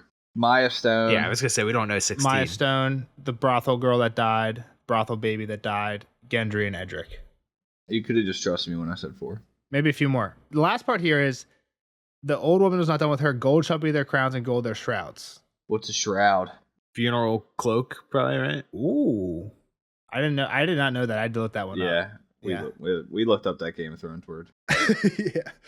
So gold shall be their crowns and shrouds. What does that mean? She's talking about their children here. I think this is very interesting, especially with what we've seen in this book so far. Kyle, thoughts? What do you mean what we've seen in this book so far? It's a little hint for you. Riddle it out. Gold shall be their crowns and gold their shrouds. So I guess that means that all 3 of them should be crowned. What have we seen in this book so far? Did all 3 of them get crowned? Did Marjorie get crowned? Marcella. Not they Marjorie, were, Marcella. That's what they were trying to do, right? They're the whole. I queen don't remember maker. if she did get crowned, though. That's all. I'm sorry. I forget what happened at the end of that. It's been a long time. Metaphoric crown. Well, it's what exactly. I think it's one of those things where I don't know if a crown. I don't think a crown was ever put on her head. I'll say that. But Arianne had a group of people who were trying to crown Marcella. Her chapter was called the Queen Maker. No, I understand that. I knew that was trying to happen. I just didn't remember that if it actually happened. The other side of that, I guess, would be the shrouds, and would that be like Lannister gold, maybe? Like they fall from grace kind of thing? I don't know. I think a lot of people just say that they're going to die, but they're going to die before your children will die before you. You're going to watch your kids die, okay? Yeah. So, and I think that's partly why with Tommen, she's like, I would kill all the lords and so all the protective common people. of them. Yeah, exactly. It's just to. Not because of really a loving thing, just because of I'm not letting this happen. Yeah. Which is literally the next part is when she has breakfast with him the next morning. She has breakfast with him the next morning, and she's like, I'm going to keep him safe. And then she goes to Qyburn, which is the last part of this chapter, and she's like, hey, can I get Phallus back? Yeah. I got to knock Lollys down a peg or 2. Jeff always calls her Phallus. Yeah. Felice. Phallus means dick. Do you know what phallus means? Yeah. Again, you don't tell me a pronunciation of a book name, because I told you the first time I was reading Harry Potter, it was Hermione to me for a long time till the movie came out. So, well, and Kyle pointed this out too. This is probably a joke on purpose. Kyle last time said Phallus Stokeworth. Her name is Felice Stokeworth. So this might be a George masturbation joke, literally on purpose. So you might be okay going Phallus. It might be the whole point of what George is doing here. Until there's a show with Phallus Stokeworth that we hear them say her name, you don't tell me how to pronounce it. Glow was trying to call Kevin Caven for the longest fucking time. And I'm on Kevin. Well, what's Jamie's cousin's name? Devon? Davin. If he's Davin, how is Kevin not Caven? Because it's K-E. We are going too long. Let's get back to it. About? Jeff, this is the reason. You're not you blame me, now. and it's you. You're the reason. You're going to listen to yourself and be like, wow, I'm an idiot. You brought up Glow. That's ancient. That's old ancient history. I'm fucking with Jeff, but let's go. That dude's dust. Whoever brought up Glow. Nelson can't even keep the same people straight in his own line of thought. He's talking about Arain Waters, and he brings up Daron Lannister or somebody. They're important. No, I'm saying you mix the 2 names up. You can't even keep them straight. Oh yeah, well yeah, I'm bad with names. That's I made that disclaimer. Too late. We can't get Felice back. All right, she's too far gone. Kyle, do you have your book? Read this quote. Alas, said Qyburn. Alas, I fear that Lady Felice is no longer capable of ruling Stokeworth, or indeed of feeding herself. I've learned a great deal from her, I am pleased to say, but the lessons have not been entirely without cost. I hope I have not exceeded your Grace's instructions. What do you think about that, Kyle? I mean, he's obviously fucking with her, cutting her up and stuff, right? It sounds like, or at least like lobotomizing her, or that is such a interestingly vague way to describe how injured someone is. They can't feed themselves. Is that they're no longer capable of feeding themselves? Like that could mean so many things. Do they not have a lower jaw? Do they not have hands? Do they not have arms? Do they not have or just motor function, brain lobotomy? Function? Yeah, exactly. That's it's so many. That's what great, and that's why George is a genius, is because George probably doesn't have an answer. George is probably thinking, what is the thing I could write here that would make it the most Well, now ambiguous you to make let me us think that this wonder? is Cersei's last chapter, Nelson. Back to that question. Who knows? Like- Well, you think we're going to see Felice next chapter? You Spoiler think if there alert. is another Cersei chapter, I don't think we're going to see her, Felice? but maybe we'd see more Qyburn answers. I figured we'd get some sort of answer out of what he's doing, but maybe not. She convinces herself. She's like, you know what? It's probably for the best that Felice is dead or gonna die. She wouldn't have wanted to live anyway. So Without her husband, not yeah. I don't think Cersei's a good person, but I think there's like a glimmer, a very faint, like distant glimmer through like 50 sheets No. of mesh of like No. goodness to Cersei, where she's like, I didn't want to think of, I was trying to not think of Felice anymore, and she's like trying to convince herself While she's getting probably What Felice tortured would down want. below. This is what she No, I wanted. think this is not a glimmer of nice things in any way, shape, or form. I think this I is don't like her just rationalizing her horrible decisions. This exact example might not be a good one, but this chapter in general, I felt like a very distant, far off glimmer. But I don't know. Crazy. I'm not giving her too much. All right, credit. so she starts telling Qyburn about the dream that she had last night, and Yep. she goes into detail about Maggie a little bit. He cuts her off and says, Magi. Magi. How are we pronouncing this one? How are we pronouncing it, Elf? Magi. Master pronouncer. Magi. But the fact that Magi. Qyburn's Magi. Magi. correcting Cersei on her pronunciation, and then we don't even know how to pronounce it. It's kind of funny. I do think it's kind of like a oh fuck, like was her name actually ever Maggie, yeah. or was she? No. Because we've met a Magi. Mary Yeah, Maz's Magi. door. Next door, yeah. Yeah, You probably say Melisandre too. yeah. So basically, she's like, yo, can you forestall the Mars? Whether she says Mars or prophecy, I don't have the words, but like, Well, the one interesting thing, he says blood magic. She says he sucked my blood from my finger. She says most Yeah. witch women only know herbcraft and like how to give a baby. Not much. And he's like, no, she sucked blood and said she could tell my future. And he's like, well, okay, hang on now. Blood magic. that's something different. That's some real shit, and that's pretty dark. And yeah, then he gets into And we have seen some dark ass shit happen. like what Miriam Adura did. She's killing horses, Drogo, Pyre, Dragonborn. Yeah. Who knows what of that was magic? Demons there. flying around in there. or Exactly. Shadows. Shadows Yeah. dancing. Weird shit. Yeah. And he's like, yeah, of course. But you know how to. And he's basically like, you know how to do it, right? You know the truth of forestalling your morrows, where it lies. He doesn't even know what it is, right? Like, she didn't tell him any details about what her prophecy is. But he's basically saying, go kill Marjorie. Go kill Right? Marjorie. Yeah. Yeah. It seems to be, yeah. Take care of whatever is the prophecy, right? Like Yeah. act first is kind of what he's saying, right? Like That's, yeah, which is kind of why I said earlier, like, all right, even if I'm a believer that if she would kill Marjorie, another there's queen, oh yeah. another queen's coming. Whether, I mean, we have Dany across the ocean who is a queen Sure. and younger and beautiful, right? Like, yep. So Yeah. Malara also says in here, a bad dream can't come true. Or like we should just forget about it, right? If we never speak of this, it can't happen. yeah, forgotten dream can't come true. I think this is interesting. Jojen's sister, Mira, said something like this earlier. It's like, what's the point of sending a prophecy if not to make you do something? You act. Either Yeah. make it happen or make it not happen. It's like there's no point in getting the prophecies if it's not to try and fulfill it or try and dissuade it. Stop So it. Prevent it. basically they're saying here, like, okay, this prophecy, the best way to try and dissuade it would be to just forget everything we ever knew, and then it would never influence us, right? But so clear that's not as easy said than done. But yeah, so implication from Qyburn, killer ass, right?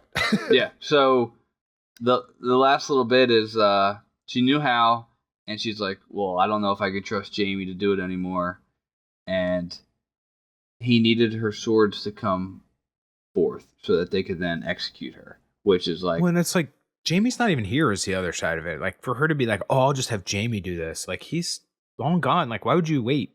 I don't know. It's weird. That part's weird. yeah. And then the other part is like getting all the guardsmen out of there so that they could kill her, right? Yeah, yeah. And then, so the next, she goes and talks to Osmond, and she's asking about brother Osney. She's like, I can't kill her. Like, I can't poison her. She's too young. That would look suspicious. Like, we can't just, like, I think you guys were basically Can't just saying, outright kill we her. can't just Yeah. have a sword killer. That's not going to happen. So we need to have her executed for a crime. Which is interesting because, like, she Yeah. already kind of had this planned, right? Like, we're going to have Osney Yeah. sleep with her, and then Osney's going to go to the wall, kill John, 2 for 1, and Marjorie's in trouble, dead, probably. Mm-hmm. And then here, we kind of switch gears, right? We don't call on Osney, we call Osmond, right? To ask about Osney. We call on Osmond to ask about Osney. Oh, to ask about Osney. Okay, maybe I thought I had that. I guess I had that backwards. Yeah, the whole point is it's still Osney, but it's changing the plan a little, I gotcha. expediting it. It seems. So it's like, hey, can Osney kill Boros? Is the question that she asked Osmond, and he's like, yeah, I mean, Boros is kind of fat and old, and Osney's quick enough. Like he'll be able to fight him. Boros is a Kingsguard? Yes. Yeah, it's kind of fucked, right? Like, for her to just be asking this dude outright. Yeah. Well, A brother. It's a brother too, right? Of the Kingsguard. Osmond is the one that is a Kingsguard. Well, it seems like the Kettle Blacks are in her pockets, right? So it seems For like sure. probably I know, this guy's but only in the. well, this guy's probably only in the Kingsguard because of her, okay. right? So, Yeah, true. It's like, oh, how could this honorable Kingsguardman be doing what Cersei says? It's like, well, he's only fucking I here. know, but to be like, hey, do you think you could kill that other Kingsguardsman? He's probably only here because he did something Cersei said in the past, and then was rewarded with the Kings. You know what I mean? So, but yeah. So Osmond's like, yeah, I do think he could kill Boros, and my last note doesn't really make sense, but Osney did treason. Osney had already done treason. I don't know. So that was her last line. It's just a paragraph. If it came to it, could it kill Boros the Blunt? Boros the Belly? Osmond chortled. He's what, 40, 50? Half drunk half the time. Fat even when he's sober. If he ever had a taste for battle, he's lost it. Your grace. If Sir Boros wants for killing, Osney could do it easy enough. Why? Has Boros done some treason? No, she said. But Osney has.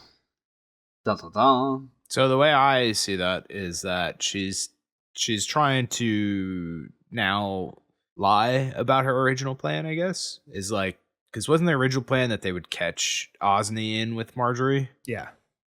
And then, like, he would kill somebody and get exiled or something like that, or he would get sent to the wall, and then once he was at the wall, he'd kill Jon. So now it's like maybe she's trying to get rid of Boris for some reason at the same time. Like, she doesn't seem too interested in him.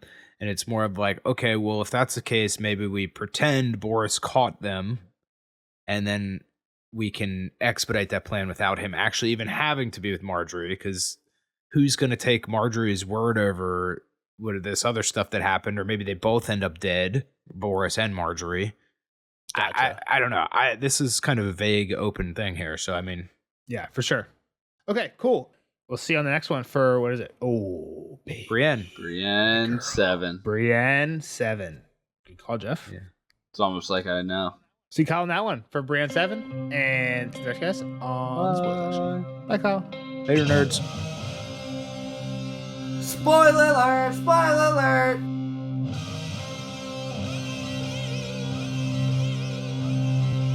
Spoiler alert! Spoiler alert! Bye, Kyle. Bye, Kyle. See you on the Thanks next for one. hanging out with us. See you on the next one for Brienne 7. Now, what's your hot takes? Yeah, I don't think I have too many. First one I had was, could our reign be lying? But we kind of talked about that. Kyle brought it up, so I felt we were just going to talk about it.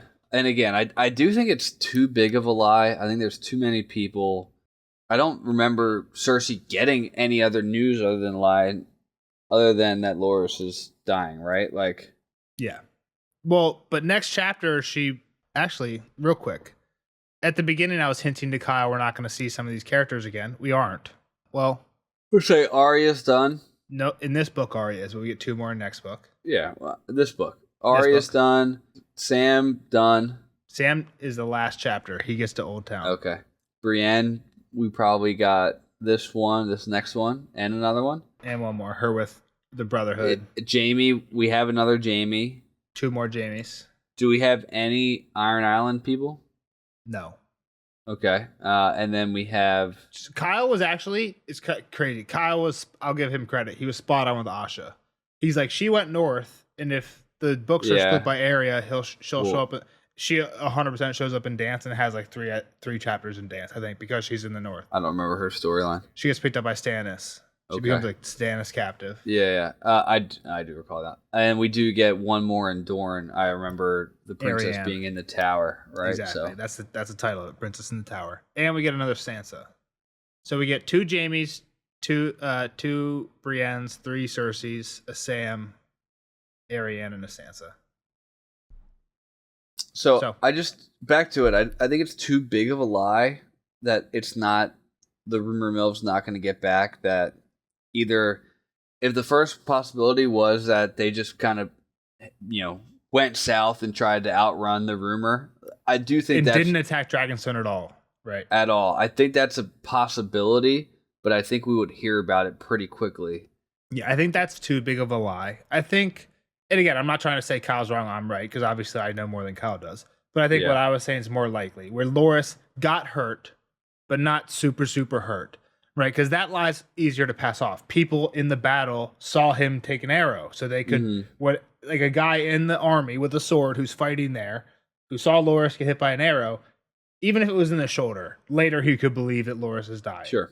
Right. So I think he got the arrow in the shoulder, arrow in the thigh, in the crushed ribs, didn't get burned with oil, and is recovering fine. Or if he did, it was like his shoulder piece of armor, like his face. Exactly. Like it didn't land on his head. Yes. I don't know why, but I think Loras is alive. I think Loras is alive too. Like the thing that you always say though is this story can't keep getting bigger. It has to start coming in at some point. And to start coming in, you gotta start killing off main characters. And Loras is a main adjacent character. Everybody doesn't have to be dead for the story to be over. You're right. But some do.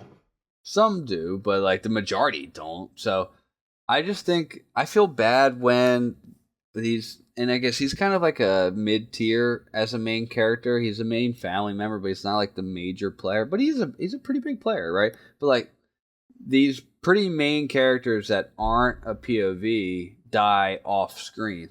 It's just anytime that happens, it just doesn't sit right. Like he's not dying. He's not dying without somebody being there to hear his last words, and we're not reading them on the page. That's a good, yeah. So here's how I'm hearing what you just said. We got characters like Ned, Kat, Jamie, Brienne. They're A tier. We got characters who are like Arianne maybe, Davos, who are like B tier. POV characters, but still a step down. Yeah, step down. Then we get characters like Loras, Robb, who are C tier, the Hound, Robb Stark, Robb the King. Exactly, Robb the King, who are C tier. We never get POVs, but they're big in the story. They're important in the story for sure. These B and TC characters, they both feel like they can't die off screen. So like Davos, like this Loras news feels like the Davos news. Exactly. We know Davos isn't dead. It's exactly it. Right. So we can kill. You could kill Sir Giles Rosby next chapter if you really want to. Nobody gives a fuck, right? Yes, but exactly. There's probably some Loras stands out there that would be like, "Are you fucking kidding me? You killed our Knight of Flowers without us seeing him die. Nobody witnessed it. He's just laying there in a maester bed. Like, nah, it's not happening." So yeah, I agree. I think there's something fishy here. Whether he comes back and he's like an injured guy at Marjorie's trial or Cersei's trial, or I don't know how deep you want to go with that, but he can't be dead. He just can't be. And if he is, that sets a weird precedent for all right, then anybody can actually die off screen, which is kind of what George is known for, right? People always say George will kill anybody anytime. That's not really true. It's not We've been true. reading the book. There's a lot of plot armor. There's a lot of plot armor. It would be better if a couple of these C, B people maybe did die and actually died, because then there would be. And I think what George has said is they will start dying in Winds of Winter. Maybe not off page, but we'll have these characters. There will be more people dying than in the past books. But if there is going to be the war of all wars, people got to die in that, right? Well, we know it in Winds of Winter. We're going to have at least 3 big battles. The one at Winterfell with Stannis, between Roose and his crew and Stannis and his crew. That's literally going to be the first pages. Some of that is in literally the Winds of Winter sample chapter. The other battle that we have in Winds of Winter sample chapters is Barristan and Meereen versus Tyrion on the outside in the slave army. I know some of that's probably fuzzy for you because it's towards the end of the dance, but Tyrion's outside in the slave army, Barristan inside. No, I recall. Tyrion's running. He's charging, right? They're in charge. He's with Bound Ben Plum. Bound Ben Plum deserts from Dany and picks up Tyrion. Tyrion does right. No, I do recall. They're in the middle of charging, I think, in the battle. The Winds of Winter chapters, yes. He's having Syvass with. Oh, I thought I read that as well. He's playing Syvass with Brown Ben Plum, trying to convince Brown Ben Plum to switch back to Dany's side. Yeah. Tyrion actually has 2 Winds of Winter chapters. And in the second Winter chapter, yes, the battle starts, and him and Penny are like putting armor on and shit. But it's unclear whether he has the second Tyrion Winds of Winter chapter is unclear whether he succeeded in convincing Bound Ben to switch. So they're like getting ready, but it's unclear if they're like getting ready to desert the slavers and help Dany, or if they're, you know what I mean. So I think that's how it goes. And Barristan has 2 Winds of Winter chapters as well. I think he's on the inside getting ready to run out and fight. And the second one might be the end with him running out to start the battle. Tyrion actually is part of my next point. When the Tyrion head comes, she's like, that's a large ass box. I guess it's big enough to fit Tyrion's head, because Tyrion did have a big ass head. You're saying mountain head. We've talked about this before. She says here Tyrion had a grotesquely large head for his size. Does that mean normal sized head, or? And I think again, I'm not trying to offend anybody, but I think I looked it up before, and like dwarves, little people do have larger heads than even like average sized people. I don't know if that's true or not. I feel like I googled that for like 10 seconds and left it there, but I feel like that's what George is implying here. Yeah, is Tyrion has a big head. It could be we're getting heads dropped off that could be big. This box here is big enough to hold a grotesquely big head, right? So in Doran next chapter, when we get somebody saying this is the biggest head I've ever seen. Yeah. It's supposed to be, this is supposed to be an explanation for that, is I think the idea. And I will say, like, if you're really trying to play the Mountain's head off, you probably need to be a big head, right? He's the biggest guy anyone's ever said. But they say that in Doran. How much bigger is a tall dude? Like, you're a lot taller than me, right? You're probably at least 7 inches taller than me, right? Yeah. Your head can't be like, if our skulls were just laying on the ground, do you think someone would be like, yep, that's Nelson. He's way bigger than Jeff. Well, yeah, but that's just because I have a big brain, not because I'm taller than you. You're being stupid. You set me up on that one. I mean, how did you not see that coming? Yeah, I mean. Do you know what I mean? Like, you could have found a pretty big human head. Like, find the next biggest human. Like, it's easy to tell. Like, I feel like people find like skeletons, and it's easy to tell if it's a baby or not. Not baby, a child or not. Like, even like a teenager. Like, they'll find something and be like, this was a teenager's skull. Maybe the trained. I don't think you are. I don't know enough. That might be because of the thickness, not because of the size or anything like that. If the maesters are there and they studied skull sizes, I'd be like, all right, like they're going to be able to. And maybe they could fool it out, right? But, like, to just find the biggest, like, grotesque is the word that they're using. Like, I don't think the Mountain, just because he was big, would have a skull that's grotesque, right? So I don't know if this is what you're implying, but I think it's part of it is, like, people see what they want to see, right? I think, and characters have said this, like Arya before, like, hey, when you're trying to... Like, it makes sense. If you tell Doran you're sending him... I will buy that stock. If you make it the biggest, if you make it the biggest skull you've ever seen, you're going to believe that it's the Hound's head. Yeah, well, I mean, or the Mountain's head. Sorry. No, that's not what I'm saying. I'm just saying, if I tell you, hey, when you open this box, you're going to see the head of an 8-foot man, and then I open the box, and you're like, damn, that is a big skull.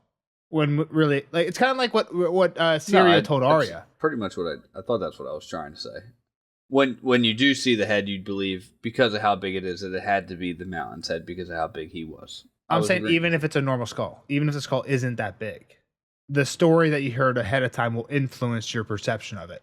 It's like the story that Syrio tells Arya. Not if a small head. That's what I'm saying. Like, if a small... Syrio tells Arya, the Sea Lord of Bravo selected me because he had this beast in front of him. And he called in all these people and he asked them, he's like, hey, I found this beast from a far off land. What do you think this thing is? And they all said, like, oh, that must be a majestic, like, tiger baby, or that must be a mix between a lion and a tiger. That must be a blah, blah, blah, blah, blah. And Syrio came and he's like, that's a tomcat from down the street. He's like, because the Sea Lord had set this thing up as, like, what is this crazy thing? Everyone else expected to see something crazy. Syrio saw it for what it was. I think the idea is, hey, if I tell you, Jeff, well, I'm going to show you a fucking giant's head, and I open it up and it's a normal head inside, you might be like, you know what, that is a pretty big head, even if it's not. Just because I set your expectation. I don't know if I'm fully buying what you're saying. I don't know if, again, I thought that's more what you were trying to say earlier. Nah. Like, that's the idea with Doran, is we're gonna hey Doran, We're I telling think you we're if sending the you- Mountain's Head. Even if it's not, you're going to think it is because we told you that. Is the What I idea. was saying is, if you tell me that, oh my gosh, I'm sending you the Mountain's Head, like wait till you see it, and it is this big ass skull, you're much more likely than if it was just a Exactly. skull. But the problem is, how do you get a big skull then? If Find you're a big person, right? well, your claim earlier was big people don't have big skulls. Well, what I'm saying is like, all right, say the mountain was 7 feet tall. If you could find someone that was 6'6", are their skulls going to be that much different? I'm going to say no. I gotcha. Right? Yeah. Because like I know people my height have an 8-inch I gotcha. head, hat size, right? Height and head size isn't 100% linear. Exactly. Relationship. Right? Like you could be small with a big head, and I gotcha. so I gotcha. You're saying something different than what I was saying, but yeah, I think both are true. That's all I had. That's all I had for the Tyrion head thing. Yeah. Next one I had. One of the people say Tyrion could be is a mummer in Bravos. Right. I don't think you know this one. This is from the Arya Wins a Winner No, chapter. I didn't read any Wins a Winner. She's a mummer. They basically make her become a mummer. What's interesting is I think she plays out in that chapter. They basically, remember in the show there's the play that the mummers put on of all the shit that happens in King's Landing. Yeah. I think they do that too. Bonobo plays Tyrion. He's a dwarf mummer who plays Tyrion in that play. So there is a dwarf mummer over there. And playing Tyrion. Playing Tyrion. And these guys are saying this guy's Tyrion. So this is one that I could see the guys being like, actually, yeah, we should check this one out. The other thing is, I think Arya plays Sansa in the play, which is interesting. Kind of either Sansa or Shay. I think the way that the chapter is written, it's unclear, but it's clear that whoever it was like in a relationship with close Tyrion. to Tyrion. Exactly. Yeah. So it's like unclear whether it was Sansa with the technical relationship or Shay with like the. So that's interesting. The whole I just think it's a missed opportunity by George to not drop his name this chapter or last Arya chapter, right? Yeah. Yeah, kind of cool. And again, I think at this point it's been years. Any of those Winds of Winter chapters are very possibly just completely trashed or changed drastically. Mm-hmm. But I bet you there's going to be a dwarf named Tyrion. And I think the play that they put on a dwarf playing Tyrion. You're saying a dwarf playing Tyrion, yes. Yeah. And I think the play that at least in the Winter chapter we have so far of Arya, I think the play is called The Red Hand, which is what. So he's like the main character. Tyrion's the main character. You're saying on the fly. It's kind of based around him, I think, and which is funny because the Tyroshi guy who comes with Tyrion's head with the head that he says is Tyrion's.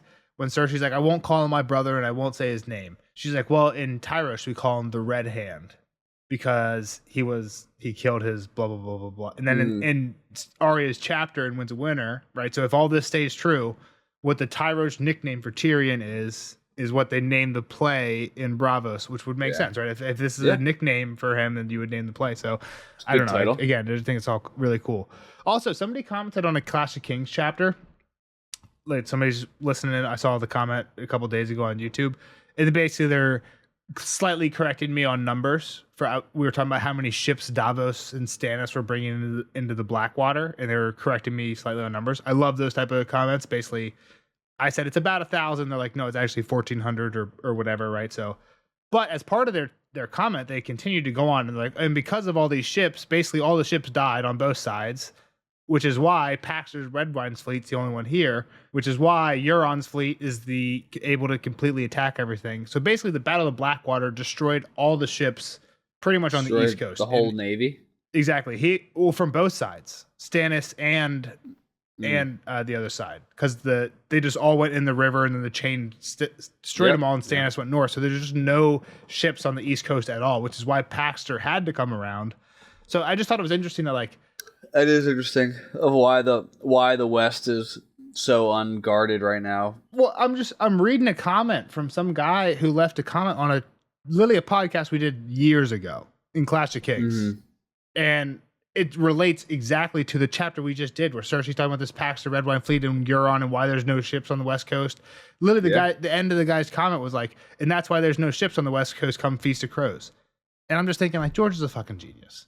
This is like a 4-year-old podcast. And we've said it. We've said it a long time of how wherever his thoughts go, and it's probably on a wall with string and shit tying things Yeah. together. Like it probably got too deep. There's too many I can't knots. even look at my string anymore. I don't know where George it's going. tied himself to the wall. Exactly. Yeah. Another one related to Tyrion. The third person says, and I was going to mention this in the non-spoiler, but Kyle kind of had a mini theory on this, so I didn't want to ruin his theory. They said, we think Tyrion is became a hermit, and he lives on this haunted hill in the Riverlands. Mm-hmm. Anything about this? You have any thoughts on this? Kyle's like, that might be true. Maybe he is with Beric. It's kind of what Kyle said. Yeah. Well, Beric's dead. We think he's dead, yeah. Well, I just thought that it was a shout out to the little wood witch that was on the hill in the river. Exactly. The ghost of High Heart. Yeah, exactly. Most fans think that someone saw a glimpse of the ghost of High Heart and was just like, oh, that's a fucking dwarf. There's a little person hiding up on this hill. Exactly. So people think this is just like a Easter egg ghost of High Heart shout out. Exactly. Okay. But I thought it was interesting that Kyle thought like Tyrion could actually be with Beric. Tyrion's got to be somewhere, and he's on a boat, right? It's funny because we know, so it's hard to imagine what it would be like to not know where Tyrion is. He really could be anywhere. Yeah, he could be anywhere. He could. Right? There's no bad answer to where he could be. End of Dance with Dragons is Varys comes out of the walls and kills Kevin. It seems like Varys never left. So could Tyrion, like literally Cersei, the whole first half of the book's like Tyrion could be in the walls. Tyrion could be in the walls. He literally could be in the walls. Like that's a 50-50 chance. Absolutely. Varys is probably he could be in a crazy like cellar of a brothel, right? He could be. Yes. I think if I had to pick like a first guess now that I know like that there's like shit going on in Dorne, like kind of comprehend it more, I would say he's probably in Dorne. But does Cersei know that?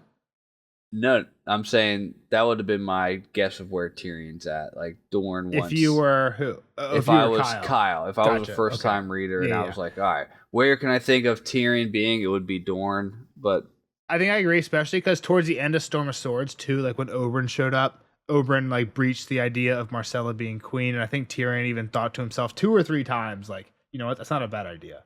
Yeah. And I might be wrong, though. I know Tyrion thinks that a few times at the beginning of the dance, so I might be getting confused. But I do think it crosses his mind at least once or twice in Storm. So, yep. Yeah. But he could be anywhere in Kyle's mind, and like, so.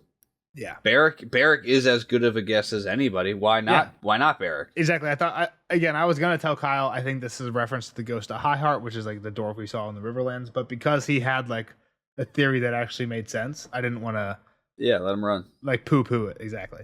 Last one I had, and it's really short, I don't think we're going to have anything for it, is when Cersei's eating breakfast with Tommen, one of the things they're eating is blood oranges that got shipped up from Dorne. So obviously I mentioned that because I like Lemongate. Only citrus fruits come from Dorne. But the other thing is blood oranges seem to be, we talked about this earlier, I think, in the Areo chapter. Yeah. Blood oranges There's like blood oranges dropping. Yeah. Right, and I think Doran says something about how him and Oberyn one time were sitting in the water gardens planning all their plans and sucking the juice of the blood oranges off their fingers. And I think fans have speculated that blood orange is like this idea, this theory of like scheming. Yeah. So like they were planning the schemes, and now the schemes are falling. And King's Landing just got a big import of blood oranges from Dorne, and at the end of Dance with Dragons, which is schemes are falling. Well, at the end of Dance with Dragons, which is a little bit, it's a couple of months, I think, after this. So we do get a Cersei and a few Jaime chapters in Dance. I think we get at least one of each in Dance. So there is a little bit more in Dance, but at the end of Dance, Dorne is sending sand snakes to King's Landing. I think 2. I think Nymeria is going to be on the council, and Taina is going to join the faith to be part of all the religious shit popping off. So I think we're about to have 2 sand snakes in King's Landing. And again, it doesn't seem like it's about the same time as this because of the way the books are written, but I bet you they're about to show up. Like, you know what I mean? Like I bet you they're already gone from Dorne on the way here by the time if you're reading these in chronological order. So I think it's interesting that Cersei and Tommen are eating this shipment of blood oranges up from Dorne, when fans have this like blood oranges is Dornish schemes theory. Like, hey, you're about to be eating some Dornish schemes. If there's anything I like about my second reread, it's being able to dive more into the Dorne and Iron Islands and how they fit into it. Because, like, that was all, like, the first time I was like, what is this new story that I'm hearing? This wasn't in the show. I don't care. Exactly. Let me get to the characters I know about. But now I'm like, all right, I can really dive into, like, how it fits into the whole. Because it's just new names. I'm like, I can't even, like, no, I'm with you. Who is this Arion and Ariane and Ario? And I'm like, are they the same person? It just got confusing. But now it's not confusing anymore, which is good. I'm with you. I mean, I've read the books like 4 or 5, 6 times at this point, but I read the books once for a first time, just like you did. And when I got to the fucking Ario chapters, I was like, who the fuck is this guy? Right. Yeah. I think everybody on a first read is pretty much, they're not looking as close at the Iron Islands and Dorne chapters as they are the other ones. Everyone's been there. Yeah. I think the more you read, the more you're like, they got something cooking. Exactly. The show tainted me to not care about these guys. Let them cook. Maybe I should be looking a little more. But yeah, that's all I got. That was all I had.